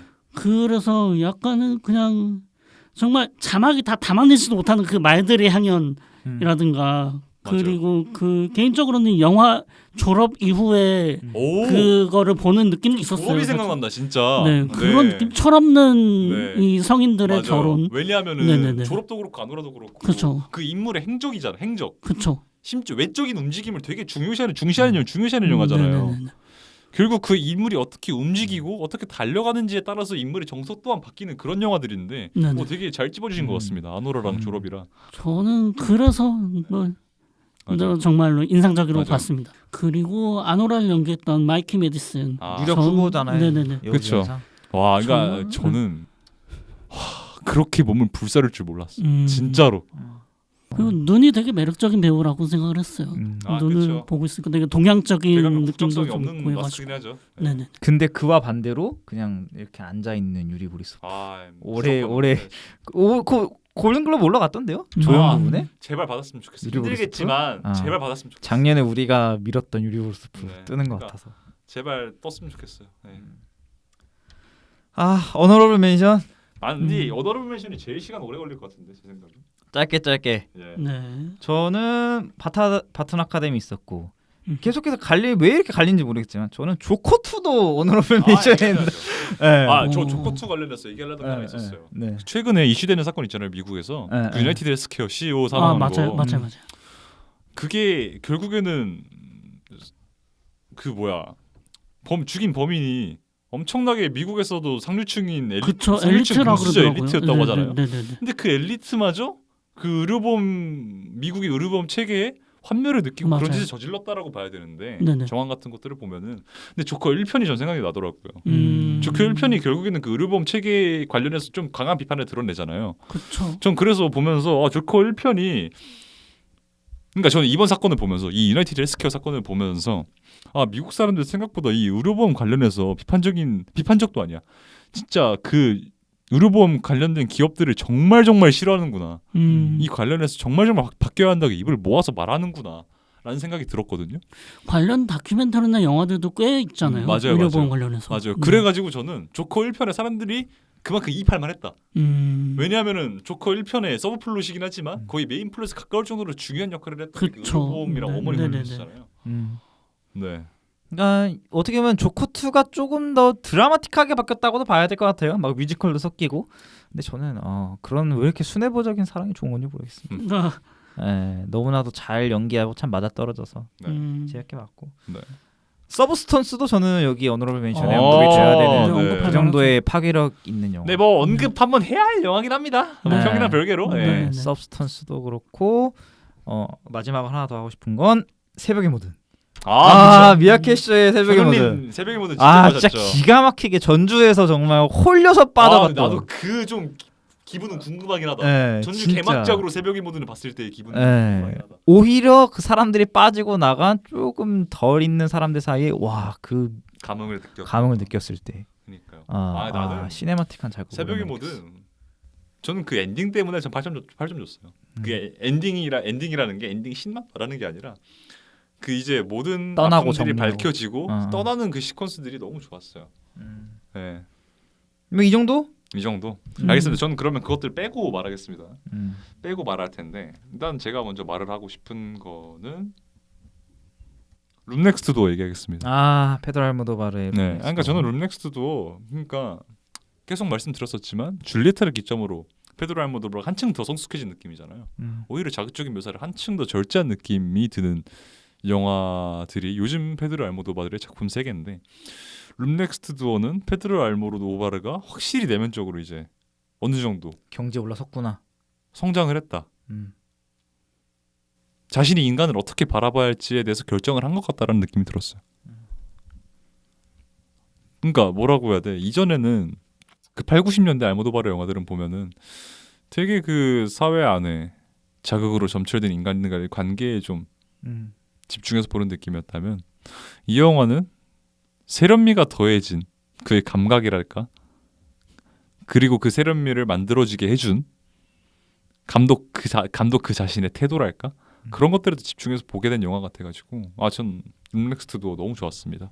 그리고 또 계속 얘기하겠습니다. 전 레드룸스 얘기할 것 같습니다. 레드룸스 진짜 보십시오.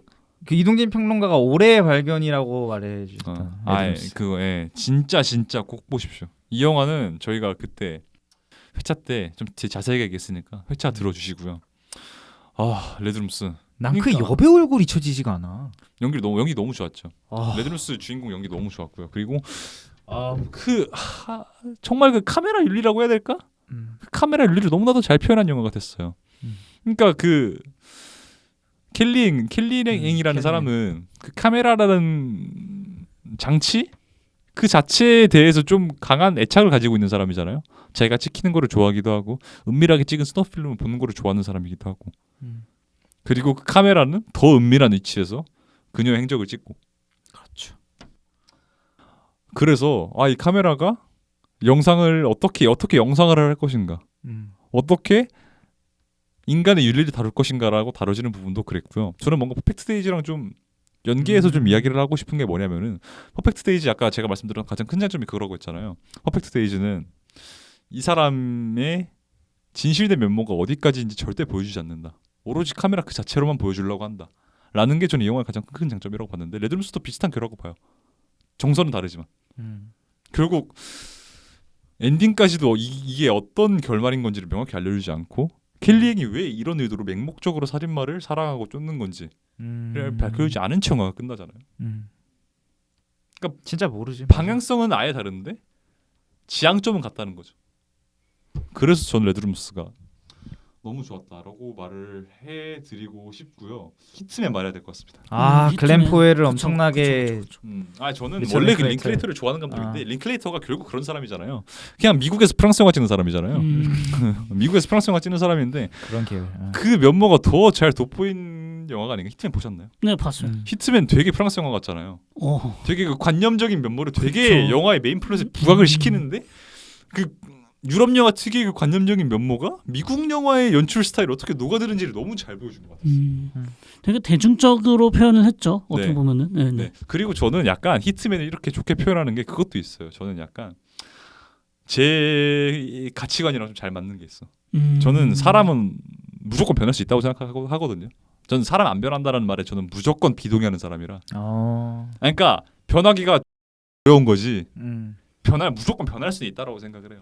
사람이 안 변하면은 저는 그건 로봇이라고 생각을 하고. 그러니까 저는 뭔가 그런 제 가치관을 너무나도 잘 대변해 주는 영화가 아닐까라는 생각이 들어가지고 너무 좋았습니다.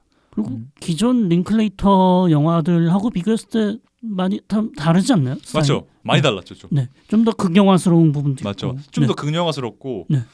원래 이 감독이 좀 메타인지적인 감독이기는 했지만 이렇게 대놓고 나 미국 영화야라고 약간 조금 그쵸. 강조하는 듯한 느낌. 뭔지 아시죠? 그쵸. 주인공부터가 예, 시나리오는 완전 프랑스 영화 같은데 연출은 완전 나 미국 영화야 하는 느낌. 그래서 뭔가 그 두 개 접합이 좋았습니다. 딱 세 개 되겠습니다. 3개 끝. 네, 세 개. 세 개 끝. 아, 첫 번째 피루사입니다. 퓨리오사. 피루사 저는 계속 얘기했는데 네. 너무 좋았어요. 음. 저 이거 똘비에서 15,000원 주고 봤거든요. 2만 원 주고도 봐도 아깝지 않은 영화다라는 생각이 들었어요. 그러니까 이 영화는 그 매드맥스 분노도로도 보시면 아시겠지만 이 영화가 생각보다 컷이 잘게 쪼개지지가 않아요. 분노도로도 그렇고 맞아요. 생각보다 컷 길이가 네, 긴 네네네. 영화인데 어떻게 이렇게 박진감 넘치게 찍을 수가 있을까? 아, 라는 생각. 그리고 결국에 피리우사도 그렇고 분노도로도 그렇고 결국에는 이 내러티브 전개 방식이 고전이랑 비슷하거든요. 그쵸. 그 고전의 영웅담이랑 비슷한 얘기를 하거든요. 아 그런데 이 고전의 비슷한 영웅담을 가지고 어떻게 현대적으로 변형을 하고 어떻게 카메라로 색다르게 보여줄 생각을 했는지가 너무 신기했습니다. 전 그리고 그 피리우스에서 가장 유명한 그 유조차 씬 있잖아요. 기름차 씬. 네. 그 씬 보시면 원테이크로 계속 그 주위를 돌아요. 맞아요. 그 주위를 돌잖아요. 아 저는 이 좀 억측이 좀 과한에 속일 수도 있긴 한데 저는 이게 뭔가 우리 삶과 우리 삶 주위를 뭔가 싸고 도는 모든 요소들 같았어요. 기름이 돈 산업 그런. 아 그냥 우리 인생인 거야. 어. 그냥 나는 그냥 열심히 살고 싶은데 우리 삶을 방해하는 게 너무 많은 거지. 네. 야, 분노의 도로는 뭔가 좀 말 그대로 진짜 분노 그게 액션 그러니까요. 좀 더 모습에 좀 뭔가 더 좀 집중한 장르적인 관습에 더 치중한 그게 느낌이었다면은 이번 거는 좀 더 고전적인 느낌이었죠. 잘 고전 미학을 조금 더 살린 느낌이었죠. 빌런에 대해서는 어떻게 생각하시나요? 아 저는 크리스 햄스워스 연기 되게 좋았어요. 깜짝 놀랐어요. 저. 네. 깜짝 놀랐어요. 그러니까 결국에는 그 디멘투스라는 디멘투스는 그쵸. 애초에 프리퀄인데 분노의 도로에 안 나온 사람인데 맞아요. 프리퀄에서 메인 빌런에 나왔다는 것 자체부터 이모탄조의 그릇에는 안 될 사람이다 그쵸. 라고 말을 하잖아요. 애초에 설정이 그렇게 돼 있는 거잖아요. 그러니까 나는 부족한 사람이다라는 걸 너무 잘 보여줬어. 그 영화에서. 그쵸. 나는 부족한 사람이다라는 거를 그 배우의 움직임으로 너무 잘 보여줬어요.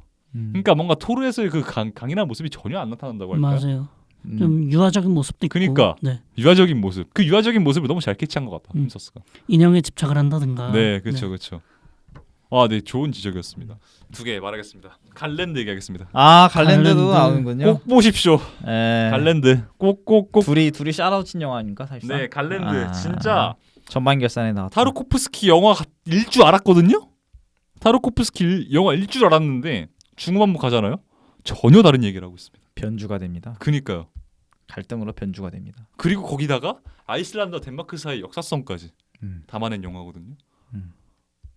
그러니까 결국 타르코프스키 영화는 로드무비잖아요. 로드무비. 그렇죠. 주인공이 목적지를 향해서 모험 떠나는 영화잖아요. 갈랜드도 그런 영화예요. 저도 당연히 그래서 목적지 다다르면서 끝나겠구나 했는데 생각보다 목적지 너무 일찍 도달하잖아요. 그렇죠. 런타임 감안을 했을 때 그래서 저는 여기서 당황을 했어요. 어떤 얘기가 벌어진다는 거지. 근데 제가 기대했던 생각했던 예상했던 이야기랑 아예 다른 얘기를 하고 있는 거야. 결국 종교를 비트는 얘기를 하고 있는 거잖아요. 이 영화는. 와 저는 그걸 보면서 와 아직까지 이런 식의 변형이 가능하구나 라는 생각이 들었습니다. 근데 그 갈등이 너무 우리 삶 속에 있는 갈등이에요. 그러니까요. 너무나도 보편적인 갈등을 너무 통해서 거대한 것도 아니야. 거시적인 스펙트럼으로 넓히는 그 과정이 너무 좋았어요. 저는. 그래서 갈랜드 꼭 보셨으면 좋겠고요. 하나 더 얘기하겠습니다. 딱 하나만. 근데 이거는 얘기 나올 거라고 생각하긴 하는데 챌린저스. 그냥 그렇죠. 도파민 갑. 그렇죠. 네. 상반기에 도파민은 챌린저스였다면 하반기는 저 서브스턴스였다 이렇게. 그렇죠. 네. 그렇죠. 그러니까 저는 이 구아다니노라는 감독을 다시 보게 된 영화라고 생각을 했습니다. 그냥 젠데이아가 전 그냥 그것께 왔나? 젠데이아가 제일 이쁘게 나왔다.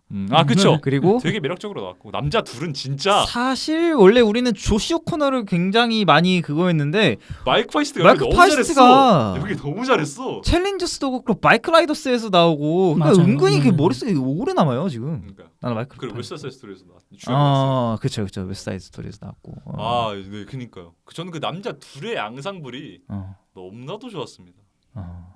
그 아까도 말했지만 1승에서 나왔던 그 공놀이가 챌린저스에서 봤던 것 같은데라는 네. 그런 그러니까 저는 그 뭐라고 해야 될까? 관능적인 그 카메라.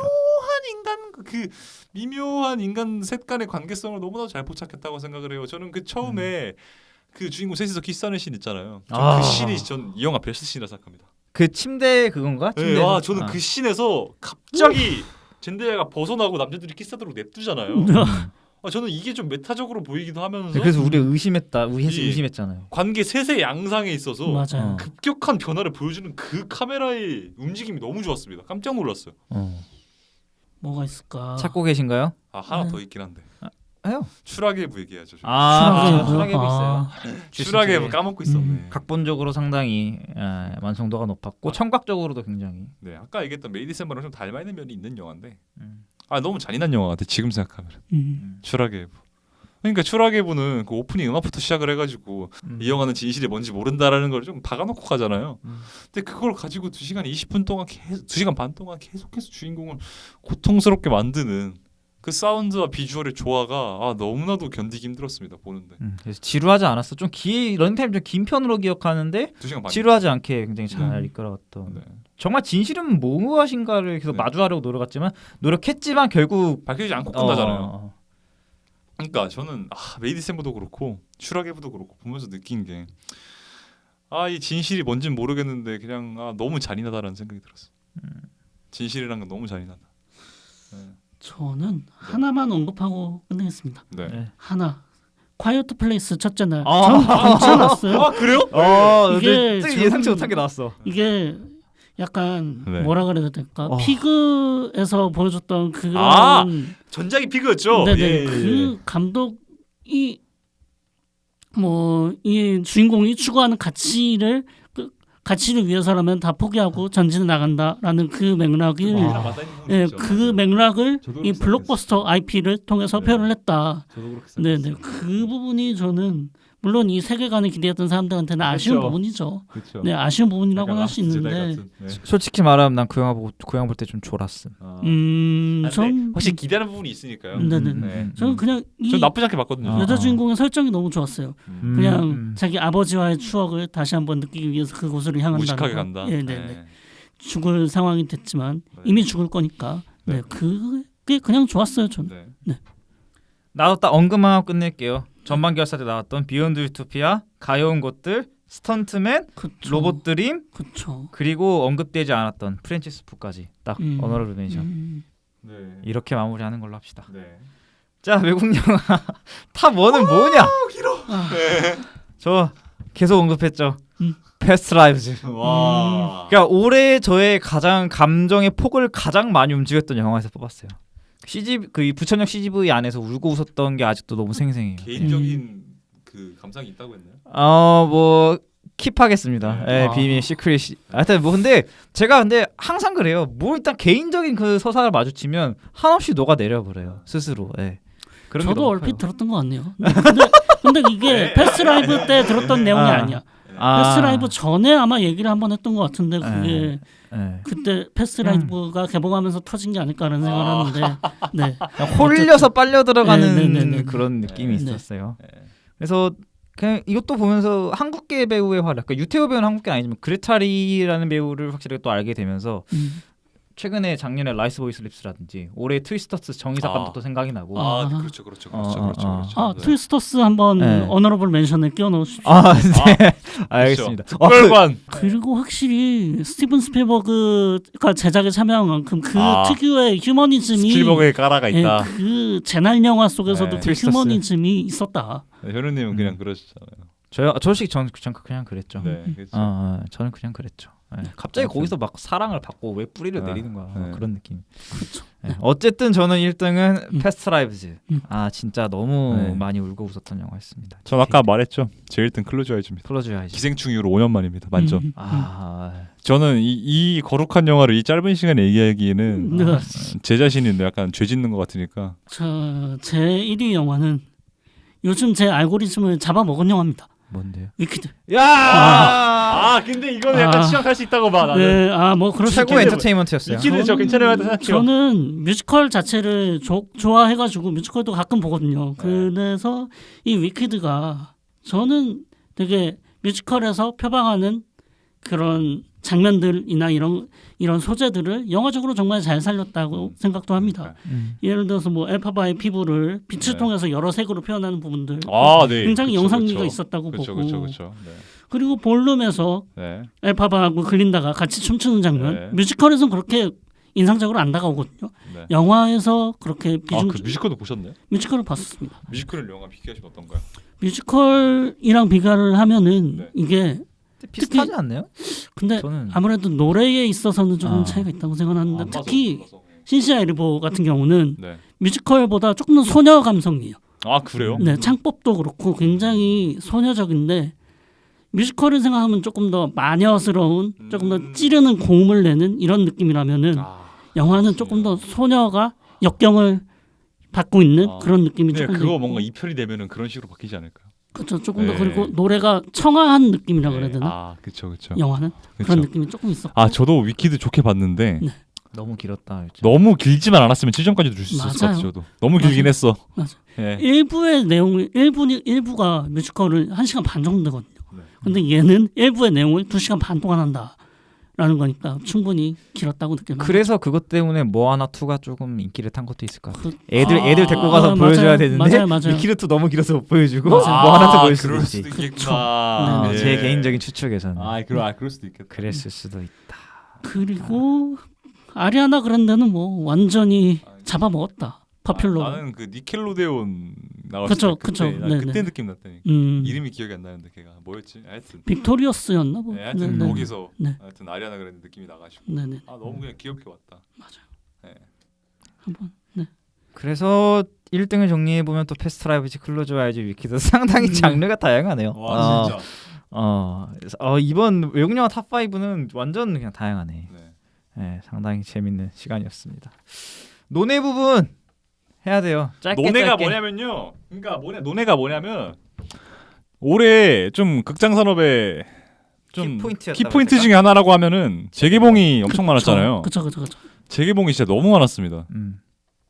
특히 지금 이번 주 지금 12월 12일이거든요. 어제 재개봉한 영화가 4개예요. 4개. 음. 그래서 뭔가 재개봉에 관한 이야기를 음. 안 하고 넘어갈 수 없을 것 같아가지고 이렇게 맞아요. 좀 권외로 했습니다. 재개봉이라는 재개봉이라는 거는 막 지금 막 덩케르크나 인터스텔라 같이 그런 기획성 상영 같은 거 말고 정식으로 재개봉한다고 때린 것들만 포함하는 겁니다.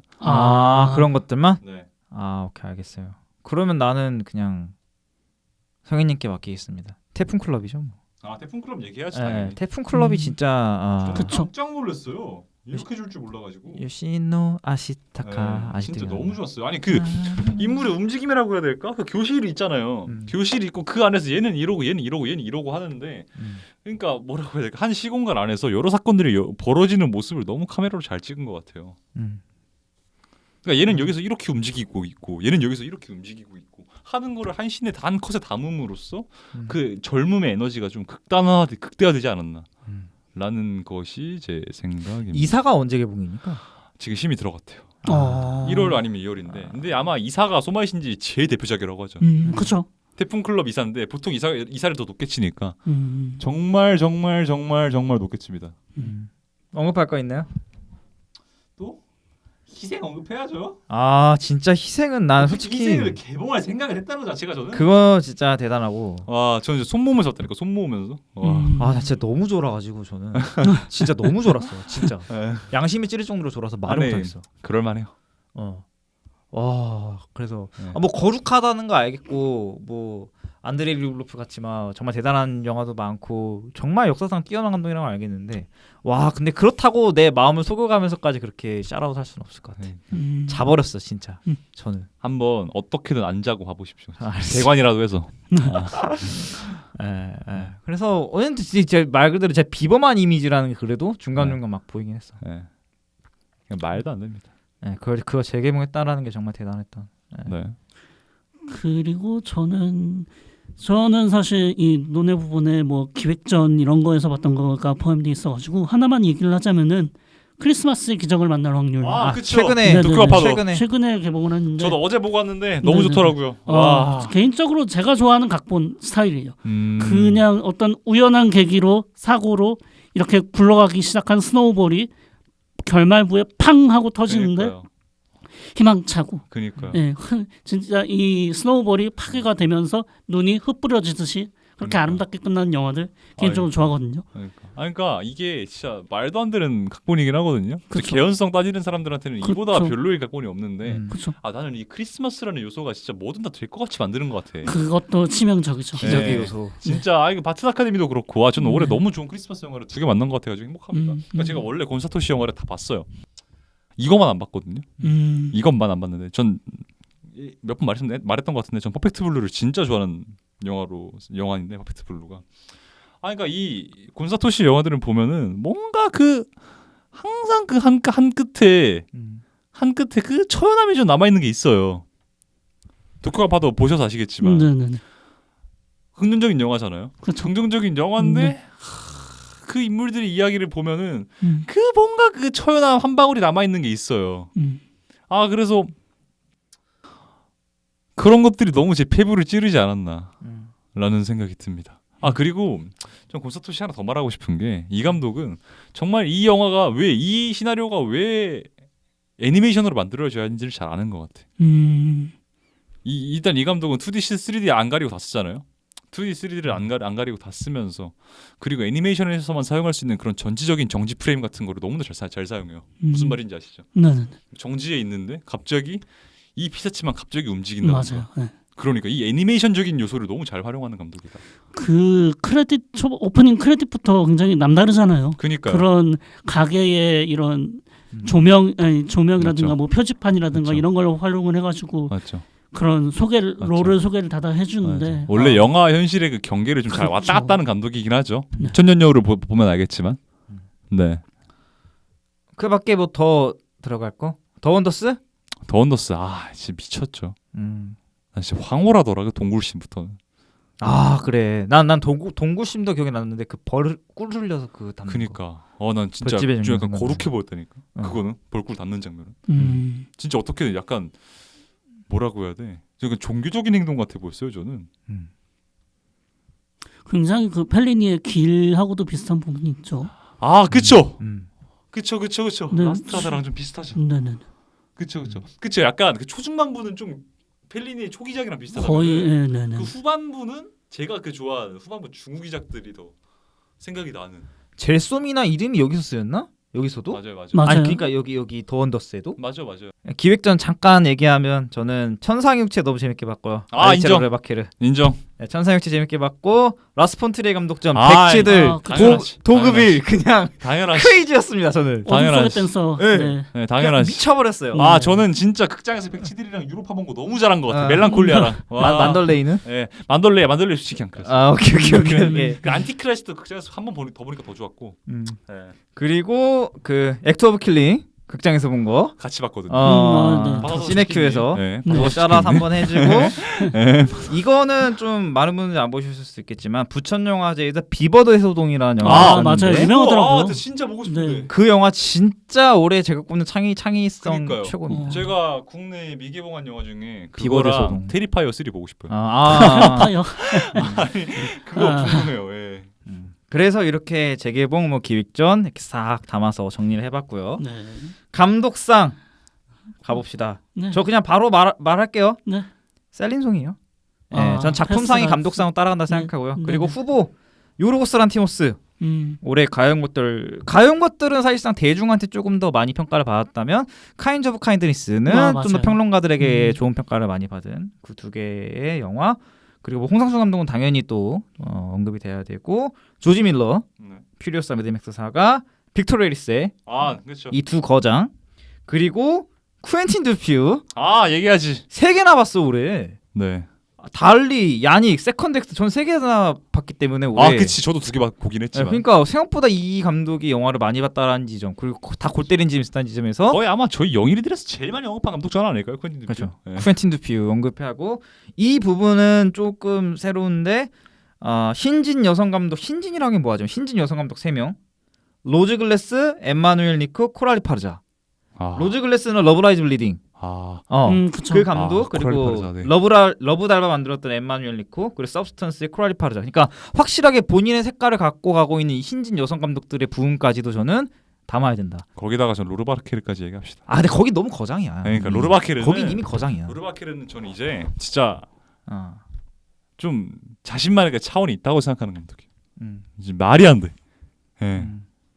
그래서 딱 이렇게까지 올해 딱 감독을 돌아보는 저는 시간을 가졌습니다.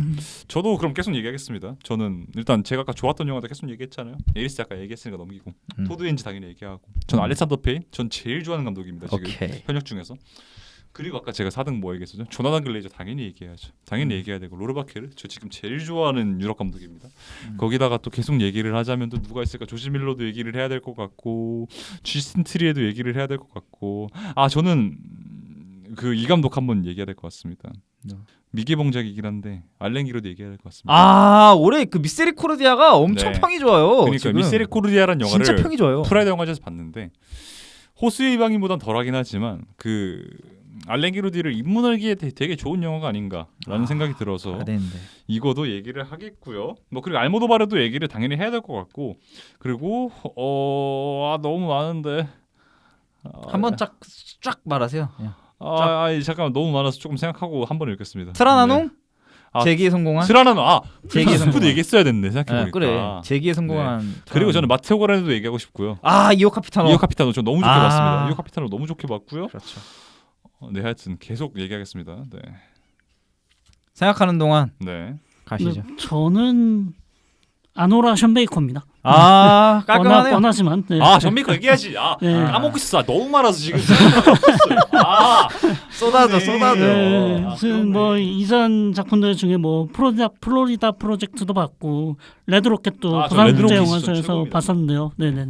그 중에서 아노라가 계속 아노라 제일 좋았고 계속 발전하고 있는 감독이지 않을까. 조금 더 관객들하고 이거를 맞춰가고 있는 감독이지 않을까 싶은 하고 싶은 얘기와 감독의 관객의 시선을 좀 맞춰가고 있는 감독이지 않을까라는 생각이 들어요. 네. 파스칼 플랜트도 얘기해야 되고. 얘기하지. 얘기 안 하면 안 되지. 레드루세 네네네. 얘기 안 하면 진짜 안 되지. 네. 그리고 저는 제가 이 영화 얘기 안 했네. 뭐요? 악은 존재하지 않는다가 저 6등이었어요. 하마우치 르스케? 저 그게 6등이었어요. 빠질 수 없죠. 저 그게 6등이었어요. 네. 그것도 얘기해야 됩니다. 저. 사카모토 준지 감독도 얘기를 해야 합니다. 오키쿠와 세계? 예. 오키쿠와 세계 아. 올해 과소평가라고 당당하게 말씀드립니다. 잠깐만 그래서 감독상 누굽니까? 아니 누구야 그래서 다 줄 거야? 에리세죠. 역시 에리세죠. 어떡합니까? 네. 전 진짜 알렉산더 페인한테 너무 미안합니다. 토드웨인즈랑. 루르바케르랑. 너무 미안합니다. 이 에리세 어쩔 수가 없어. 그러니까 약간 애들 농구하는데 약간 LA 레이커스 온 그런 느낌. 어쩔 수가 없어 이건. 그러면 셀린송, 션 베이커, 빅터 레이스. 그렇죠. 되는 걸로 하고요. 나무상. 네. 한국 나무상. 네. 후보 첫 번째 후보 조정석님. 난 조정석이야. 난 조정석이야. 조정석이야? 그래요? 오. 파일럿, 행복의 나라. 거기다가 1승까지. 나는 조정석님 올해 최고였어. 보면서 확실히 느꼈어. 네. 와 진짜 저는 계속 말했어요. 요즘 비극보다 희극이 훨씬 더 만들기 어렵다고 느끼거든요. 울리는 것보다 웃기는 게 훨씬 더 힘들다고 생각해요. 조심해야 되는 것도 많고. 그니까요.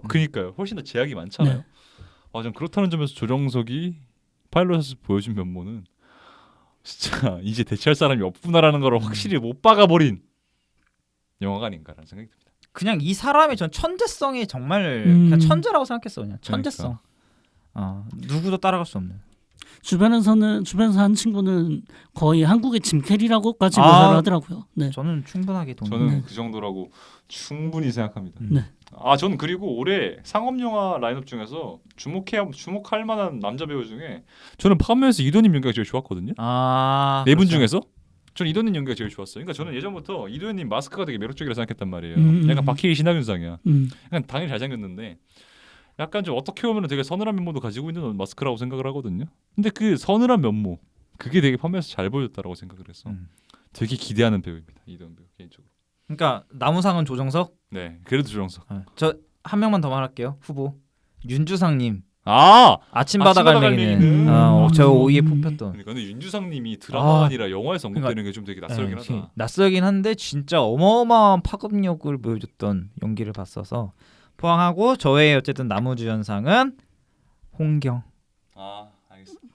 정설을 너무 좋게 받아셔가지고. 사실 저도 홍경입니다. 아 역시 겹치네요. 그렇죠. 아 이거 댓글보다 청설이 말도 안 돼요. 정말 청춘 스타로서의 그 분위기나 이런 거를 입증을 한 것 같아요. 청설로. 그러니까요. 지금 20대 배우인데 이런 퍼포먼스를 보인다라는 거는 저는 빨리 성공해가지고 좋은 영화 많이 가져왔습니다. 사실 저도 영화 좋아하니까. 그 부분도 정말 그 시네필이잖아요. 고려했던 부분 중에 하나인데 네네네. 네네네. 댓글 부대에서 처음 올해 봤지만 정말 이런 연기의 폭이 굉장한 배우라는 생각도 들었고 물론 청설에서 이제 완전히 살짝 차세대 박보검 느낌의 라고도 생각을 해요. 네. 그러니까 좀 범용성이 넓죠. 홍경이. 그 실루엣이라 그래야 될까 이런 게 네. 되게 독특하다고 생각을 했거든요. 네. 네. 그리고 여러 인터뷰를 통해서 이분이 또 그러니까. 영화의 사랑을 밝혔기 때문에 인생 영화에서 샤브롤 영화 꼽는 거 보고 깜짝 놀랐어. 네, 뭐 태풍 클럽 언급하자마자 그러니까. 갑자기 깜짝 놀랐어. 네. 어쨌든 저는 홍경님, 네. 조정성님. 조정선님. 여우상 첫 번째 후보. 후보 너무 많아. 김고은님 아 그렇죠. 가장 유력한 후보죠. 파묘에서 그쵸. 너무 압도적이었어. 저도 김고은님이 후보에는 들어갈 수 있다라고 말씀드립니다. 파묘에 너무 그 후보가 됐고 오미네님이라고 그 엄마 역할 전문으로 하시는 배우분이 계세요. 딸에 대하여. 오미네, 그죠. 네, 딸에 대하여. 딸에 대하여서 특히 컸고 파일럿에서 엄마로 나오잖아요. 딸에 대하여서 연기 좋았다는 진짜 네. 많더라고요. 거기도 뭐 한국이 싫어서도 있고 저는 못 봤지만 우리는 천국에 갈 수는 없지만 사랑은 할 수 있겠지라는 그러니까 올해 4개를 쏘신 거예요 영화에서 막. 근데 그거보다 많이 쏜 배우가 한 명 있어요. 제가 찾아서 김금순 배우라고. 아 진짜요? 제가 전반기 결산에 언급했지만 올해 정순에서 보였던 김금순 배우의 연기는 정말 말도 안 되는 파괴력이었어요. 영화를 먹었어요. 네, 전 그렇게 표현하고 싶어요. 몇 개 쏘셨냐? 정순, 울산의 별, 양치기, 더 납작 엎드릴게요, 더 킬러스까지 5개 쏘셨거든요. 근데 제가 본 거는 정순 하나밖에 없지만 그 하나의 파괴력이 어마어마했어요. 그렇군요. 저 진짜 원래 김고은 배우를 하려고 그랬는데 와 그 정순에서의 그 얼굴을 잊지 못했어요. 현우님은 김금순님. 저 김금순님. 근데 저는 너무 뻔한데 그러면은. 누구? 저는 후보 중에 김혜님도 있었거든요. 누구? 김혜님. 보통의 가족? 네. 네. 연기 좋았잖아요. 네. 근데 너무 뻔해요 저는. 그냥 김민희님이에요. 저는. 김민희님? 그렇군요. 네, 그냥 네. 스위천에서 그냥 저는 김민희님? 이거 어쩔 수가 없는 게 홍상수 영화에서 김민희 연기하는 거 보잖아요. 연기하는 게 아닌 것 같아. 그렇지 않아요? 그냥 저 사람이 원래 저런 사람일 것 같아. 그 너무 자연스러운 연기를 너무 잘한다는 게 그냥 부럽더라고. 어떻게 저렇게 연기하지? 약간 연기자가 아닌데도 그냥. 가시죠. 저는 뭐 저도 뻔합니다만 김고은 배우입니다. 역시. 파묘도 그랬고 대도시의 사는 법도 그랬고, 네, 저는 올해 인상적으로 봤던 한국 영화 두 개 다 김고은 배우가 활약을 했기 때문에. 그렇군요. 네네네네. 예. 뭐 대살구 장면은 2024년 한국 영화의 최고의 대표적인 시카스. 장면 중에 하나라고 해도 될 것 같고, 그리고 대동시의 사랑법을 보면서 정말 상처 안 그렇죠. 받을 것 같은데 상처받으면서 그렇죠. 그 기존 연기 스타일에서 조금 더 나아간 그런 느낌이 강하게 들었던. 외국 나무상. 와, 근데 여긴 진짜 너무 치열한데? 피 터졌어. 나 진짜 한 10명 얘기해야 되지 않나? 첫 번째 티모이 샬라메도 당연히 후보가 있고. 그렇죠. 원카 듄 파트 2. 조시오 코너 빼놓을 수가 없고. 4월의 남자. 그쵸. 키무야라 챌린저스. 그리고 저는 이 사람도 진짜 엄청난 유력 후보. 오스틴 버틀러. 인정. 듀움 파트 2도 그랬는데 그쵸. 난 바이크라이더 좋았죠. 베니가 네, 잊혀지지가 않아. 바이크라이더스 보였어요? 네, 봤어요. 그쵸. 그 1000명 중에 한 분이셨군요. 그쵸. 네, 1000명인가요? 1000명대. 그 1000명 중에 한 세상에. 분이셨군요. 사용가 아니야. 와. 네. 그리고 또 다른 후보. 덴젤 워싱턴. 인정. 글래디에이터 2를 그냥 네. 폴메스칼에 먹을 줄 알았는데 덴젤 워싱턴이 먹어버렸어. 근데 그걸 인정. 제끼는 한 명의 사람. 난 야쿠쇼 코지의 그 퍼펙트 데이즈 마지막 그쵸. 시퀀스를 잊을 수가 없어요. 전 야쿠쇼 코지. 그게 올해 저희 최고 시퀀스였어. 그 울다 웃다 그거. 잊을 수가 없어요. 야쿠쇼 코지. 저도 하시죠. 얘기하겠습니다. 전 일단 전 의외의 픽이 좀 많은데 전 조시 하트는 얘기해야 될 것 같아요. 잠시만 그 영화 뭐야? 트랩에서. 딸. 트랩에서 저는 트랩 그거 평 안 좋았잖아요. 트랩. 전 진짜 이상하리만치 좋게 봤거든요. 저거 7점 줬어요. 저 보려다가 말았는데. 네, 그러니까요. 다 그랬잖아요. 전 봤거든요. 이상하리만치 좋은 거예요. 조시 하트의 연기 진짜 좋았습니다. 그러니까 그 결국에는 이 영화는 살인마로서의 삶과 아빠로서의 삶 두 가지를 영위하려는 남자의 이야기예요. 근데 그 두 가지 선에서 선을 타다가 결국 두 가지를 믹스해버리고 그 안에서 폭주한 연기가 너무 좋았다. 아까 전 조시 하트넷이 연기 별로 잘한다고 생각 안 했었거든요. 원래 약간 얼굴빨 이렇게 생각했는데 기존 하던 캐릭터랑은 또 다른 캐릭터를 한 거죠. 그러니까 최근 들어서 좀 메이저 감독들 영화에 자주 나오면서 그런 변혁을 시도하고 있는데 네. 저는 진짜 트랩에서 연기 너무 좋았습니다. 그래서 한 편이어서 못 들어간 거지. 조시 하트넷 충분히 들어갈 수 있다고 생각을 하고 진짜 다음 급된 배우들? 유리 보리소프 진짜 주연상 진짜 2등. 와 진짜 그 정도야? 저는 말했잖아요. 저는 이런 배우들이 시간이 갈수록 가치가 있어진다고 생각을 해요. 그러니까 보통 사람들은 연기력이 발산하는 배우들에도 주목을 하잖아요. 그렇죠. 네. 한국으로 따지면 최민식님, 이병헌. 그렇죠. 근데 결국 진정한 그 시네마틱한 모먼트는 수렴하는 배우들의 얼굴에서 나온다고 생각을 한단 말이에요. 송강호님이나 양조인님 같은. 근데 전 유리 보리소프가 유럽에서 몇 안 되는 그런 배우라고 생각해요. 수렴할 줄 아는 배우.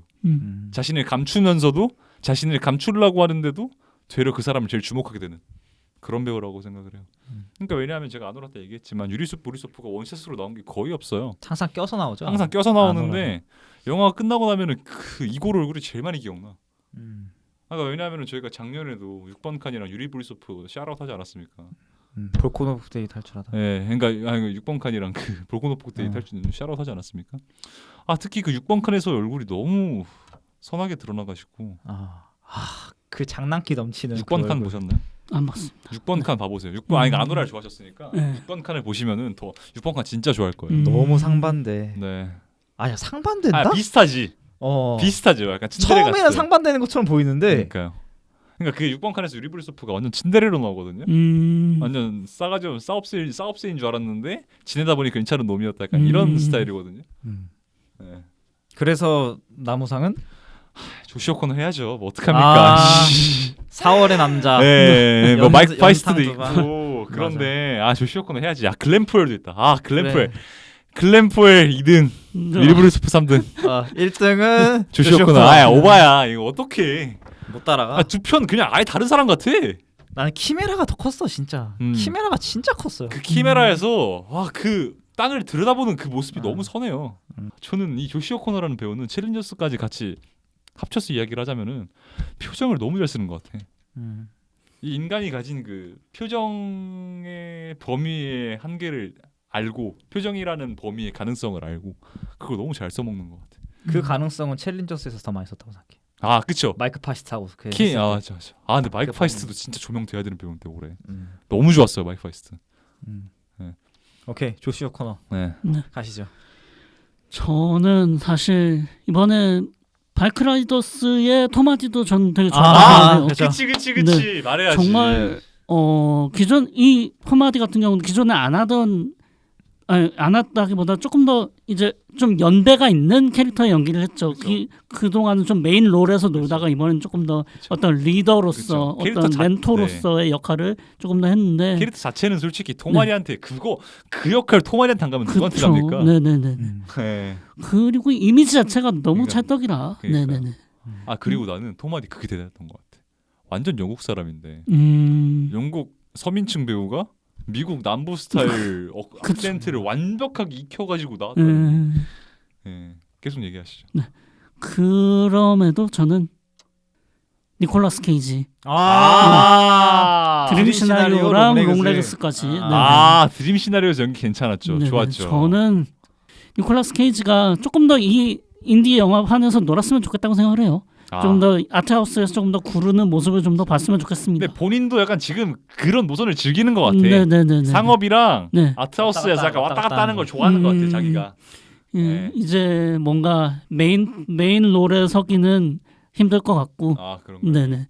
이제 이런 독특한 영화들에서 얼굴을 자주 봤으면 좋겠다는 생각을 합니다. 오케이 나무상 넘어가고. 외국 여우상. 자, 저 후보.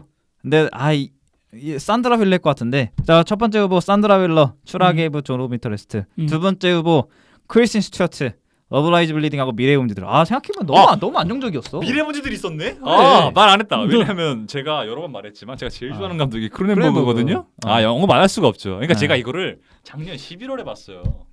그래가지고 올해인 거를 오랜 걸 까먹었는데. 몰랐는데 그냥 크로넨버그 장르 영화 바디 호러 좋아하는 사람은 무조건 좋아할 거다. 네. 크로넨버그 영화에 나왔군요. 네, 크리스틴 스튜어트가. 그래서 미래의 범죄들. 7월 10일, 7월 17일 한 주 간격으로 나왔는데 한 주간 너무 안정적으로. 근데 크리스틴 스튜어트를 언급하니까 음. 뭔가 레아 세이드도 한번 언급을 해야 될 것 같아. 저는 올해 최고 여우상 레아 세이드. 그렇군요. 네. 그렇죠. 왜냐하면 현우님이 세컨덱트를 좋게 봤기 때문에. 듄 파트 제가 올해 레아 세이드 영화를 4개나 봤더라고요. 그러니까 듄이랑 듄, 미래의 범죄들, 세컨드 액트, 더 비스트. 더 비스트가 그게 올해라고 해야 되나? 아니 나 아트나인에서 봤어 올해. 난 작년에 부산에서 봤거든요. 그래서 생각해보니까 올해 4개를 봤는데 4개 얼굴이 다 기억나요 저는 캐릭터가. 그 작년에는 저희가 영화제를 많이 갔어가지고 영화제 픽도 했었거든요. 전 그게 영화제 2등인가 그랬어요. 더 비스트가 진짜 전위적인 영화란 말이에요. 레아 세이드. 맞아. 거기서 레아 세이드 연기 진짜 좋았습니다. 너무 좋았어. 예. 거기 추가적으로 줄리안 무어, 마가렛 퀄리, 줄리엣 비노시, 줄리엣 가리에피, 레드룸스 주인공. 네, 끝. 맞죠. 놈이 끝. 저도 근데 남자배 한 명만 더 말할게요. 말하세요. 왜냐면 어제 봐서 그런데 어제 제가 이처럼 사소한 것들을 봤거든요. 킬리안 머피. 거기서 킬리안 머피가 진짜 멋있게 나옵니다. 그러니까 연기적으로도 연기도 잘하는데 그 캐릭터 자체가 되게 멋있는 어른으로 나와요. 본받아야 할 어른으로 나와. 리스펙해야 할, admire 해야 할 어른으로 나온다. 그래서 킬리안 머피까지 말하고요. 데미 무어 얘기해야 되고 당연히. 데미 무어, 마가렛 퀄리. 진짜 최고. 진짜 페넬로페 크루즈로 최고.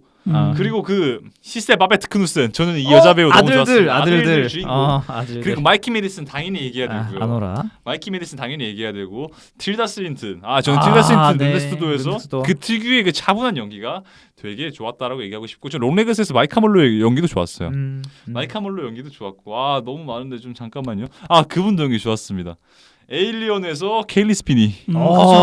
제가 이분을 왜 언급을 했냐면요. 네. 프리실라인가? 프리실라 주인공이었고 그래. 저 올해 연말에 되게 시사점이 많은 작품이죠. 11호에서도 주인공입니다. 네. 11호. 좋아요. 11호. 저는 11호 잘만 마케팅하면 대박 날 수 있다 생각하거든요. 기대 중이죠. 하여튼 그때 얘기하셨던 넬 타이거 프리도 얘기하자. 그렇죠. 넬 타이거 프리도 얘기한다 생각을 하고 엠마 스톤도 얘기하긴 해야죠. 그렇죠. 엠마 스톤도 카인드 오브 카인디스까지. 엠마 스톤도 얘기를 해야 가요 하고 것들도 있고. 아나 토렌트 얘기해야 하지 않을까요? 그리고 줄리엣 가레피도 얘기해야 되고. 줄리엣 가레피. 그리고 줄리엣 비노시도 얘기를 해야 되고. 저 둘 중에 진짜 너무 고민했습니다. 그래서 결론은 산드라 윌러랑 누굽니까? 산드라 힐러랑 줄리안 무어인데.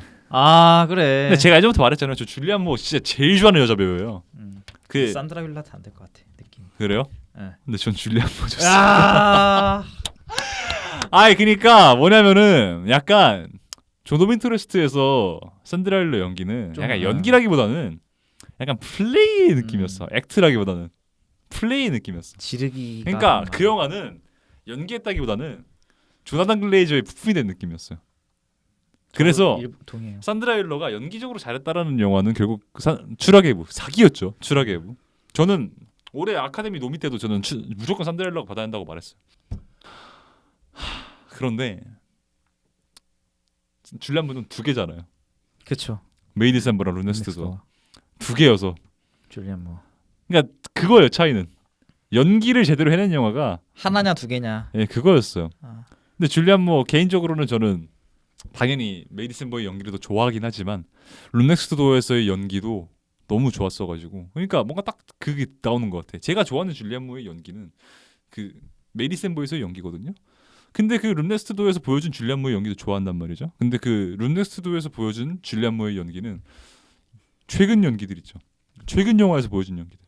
뭐 스틸리스에서 상 받았을 때 같은 그런 영화들에서 보여준 모습들이 보여서 되게 이 배우는 그 젊었을 적의 에너지랑 현재의 원숭미를 60이 넘은 지금 나이에서도 자유자재로 표현할 수가 있다 라는 생각이 들어서 줄리안 무어를 꼽았습니다. 네. 데미 무어, 줄리안 무어. 그렇죠. 네. 무어가. 차우님은 네. 누구로 하시나요? 저는 우선은 젠데이아도 좋았고요. 그렇죠. 네. 챌린저스 연기 좋았어요. 챌린저스랑 듄 파트에서 좋았고요. 하지만 전 여전히 아노라의 마이키 메디슨. 오맨의 내 타이거 프리도 물론 좋았지만 아, 그쵸. 그때 네네네. 언급하셨죠. 예. 네. 하지만 아노라의 마이크 메디슨 마이크 메디슨 뽑아야죠. 정말 그러니까 영화가 그 영상미적으로 기교가 적었던 만큼 그 연기가 조금 더 돋보일 수 있는 부분이었다고 생각을 하는데 또 개인적으로는 뭔가 헤어질 결심에 탕웨이가 생각나는 그 뭐랄까 눈망울이나 이런 오, 예. 그 되게 동양적이라고 저도 예, 생각을 예, 했는데 예, 뭐 예. 나무위키 보니까 그런 예, 의견도 아니라고 많더라고요. 하는데. 네. 뭐 유대계 쪽이라고 하더라고요. 네. 개인적으로는 되게 올해의 배우 중에 하나다. 예, 네, 맞습니다. 생각을 합니다. 맞습니다. 자, 올해 영화인상 마지막 부분입니다. 이게 제일 어려운데. 예. 예, 저 하면 영화인으로 뽑지 못했습니다. M&L 인터내셔널 아, 그 두 대표님 사랑해요.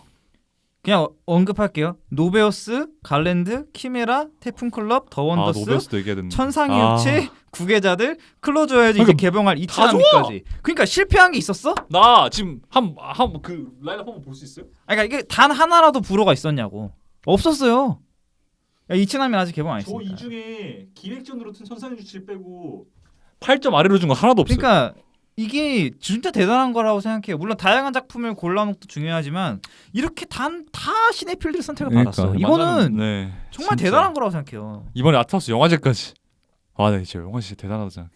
그러니까 이렇게 큰 회사들의 호황도 좋은데 이렇게 작은 회사들이 이렇게 또 성장을 하는 모습을 보여주면 맞아요. 너무 그러면 좋아요. 큰 회사들도 자극을 받을 수가 있고. 그래서 큰 회사들은 플러스 M이 가장 다채롭고. 그쵸, 다채로웠다. 저도 그래서 뭐. 저도 사실은 올해의 영화인 이마부비 임동현 대표님 뽑았어요. 또 겹쳤습니다. 네, 이마부비 임동현 대표님. 야, 일단 대단했어요. 저는 OTT 만들 생각을 했다는 게 콜렉티브. 빈네스 장사하다는 생각이 들 정도로 대단하다는 생각이 듭니다. 진짜. 샤라웃 하겠습니다. 네. 가시죠. 저는 배우인데 네. 서브스턴스의 데미 무어. 아, 네. 네, 얘기하지. 이거는 네, 진짜 솔직히 살신 성인 그 자체였어요. 네. 외국 여우상으로 갈 뻔했다가 네. 일부러 더 여가인상으로 가자. 뺀 건데, 네. 네, 이건 정말 살신성인이다. 네, 영화도 너무 좋았고, 이렇게까지 희생할 수가 있을까? 네, 그리고 영화를 뭐 여러 의미로 메타적으로 보이는 구간들도 많았고, 그러니까요. 네네. 이 영화는 데미모 아니면 완성이 안 되는 네네. 영화예요. 절대 안 되는 영화예요. 네. 예. 네, 그러면서 올해 영화인상까지 이렇게 그만큼 어떻게 보면 우리가 1년 동안 본 거를 밀집해서 털려다 보니까 진짜 그쵸. 어마어마한 시간. 역대 최장 기간이에요. 저희가 최장 시간. 여담이긴 한데 서브스턴스를 이번 주에 개봉을 했잖아요. 그거 했으면 큰일 날 뻔했어. 서브스턴스를 할까 생각했어요. 했으면 큰일 날 뻔했어. 했으면은 저희 3시간 밥 브루탈리스트 못 먹어. 했습니다. 브루탈리스트. 그러니까 탑5 네. 선정하는 것부터 굉장히 네, 다양했기 굉장히, 때문에 치열하고. 아, 맞아요. 네, 픽이 네. 다양했어가지고 얘기가 네. 많았던 것 같아. 작년보다 더 길었죠 이게. 네, 지금 제 감에서 편집이 좀 걱정되긴 하지만. 네. 그래서 이렇게 연말결산 해보는 걸로 하고요. 그리고 저희가 좀 휴식기에 들어갈 것 같아요. 아, 예. 보통 네. 근데 보통 제가 연말계산 하고 나서 쉬는데. 보통 그리고 저 여행도 갔다 오느라 네. 한 달간 쉬겠습니다 했는데 사정상 지금 제가 현업으로 네. 네. 잠깐 예. 갔다 올 수도. 아니 근데 이거는 잠깐 제 개인적인 추측이지만 지금은 멈추지만 예. 제가 여유가 생기면 저는 이거는 다시 또 해야 될 그럼요. 일이라고 네, 저는 생각을 가능하죠. 해서. 네. 네.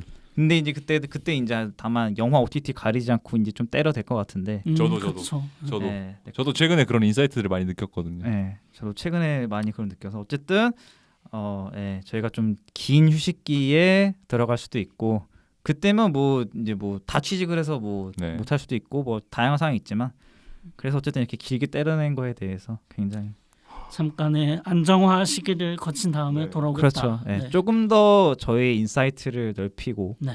제 맞아요. 의견을 얘기할 수 있을 때 다시 또 돌아올 수 있겠다 네. 생각이 네. 들었습니다. 아 여기니들 135회차 네, 진짜 많이 했다. 연말 결산 만나봤고요. 뭐라고 말해야 되냐? 그냥 뭐라고 다음에 뵐게요. 네. 다음에 뵙겠습니다. 네, 감사합니다. 감사합니다. 감사합니다.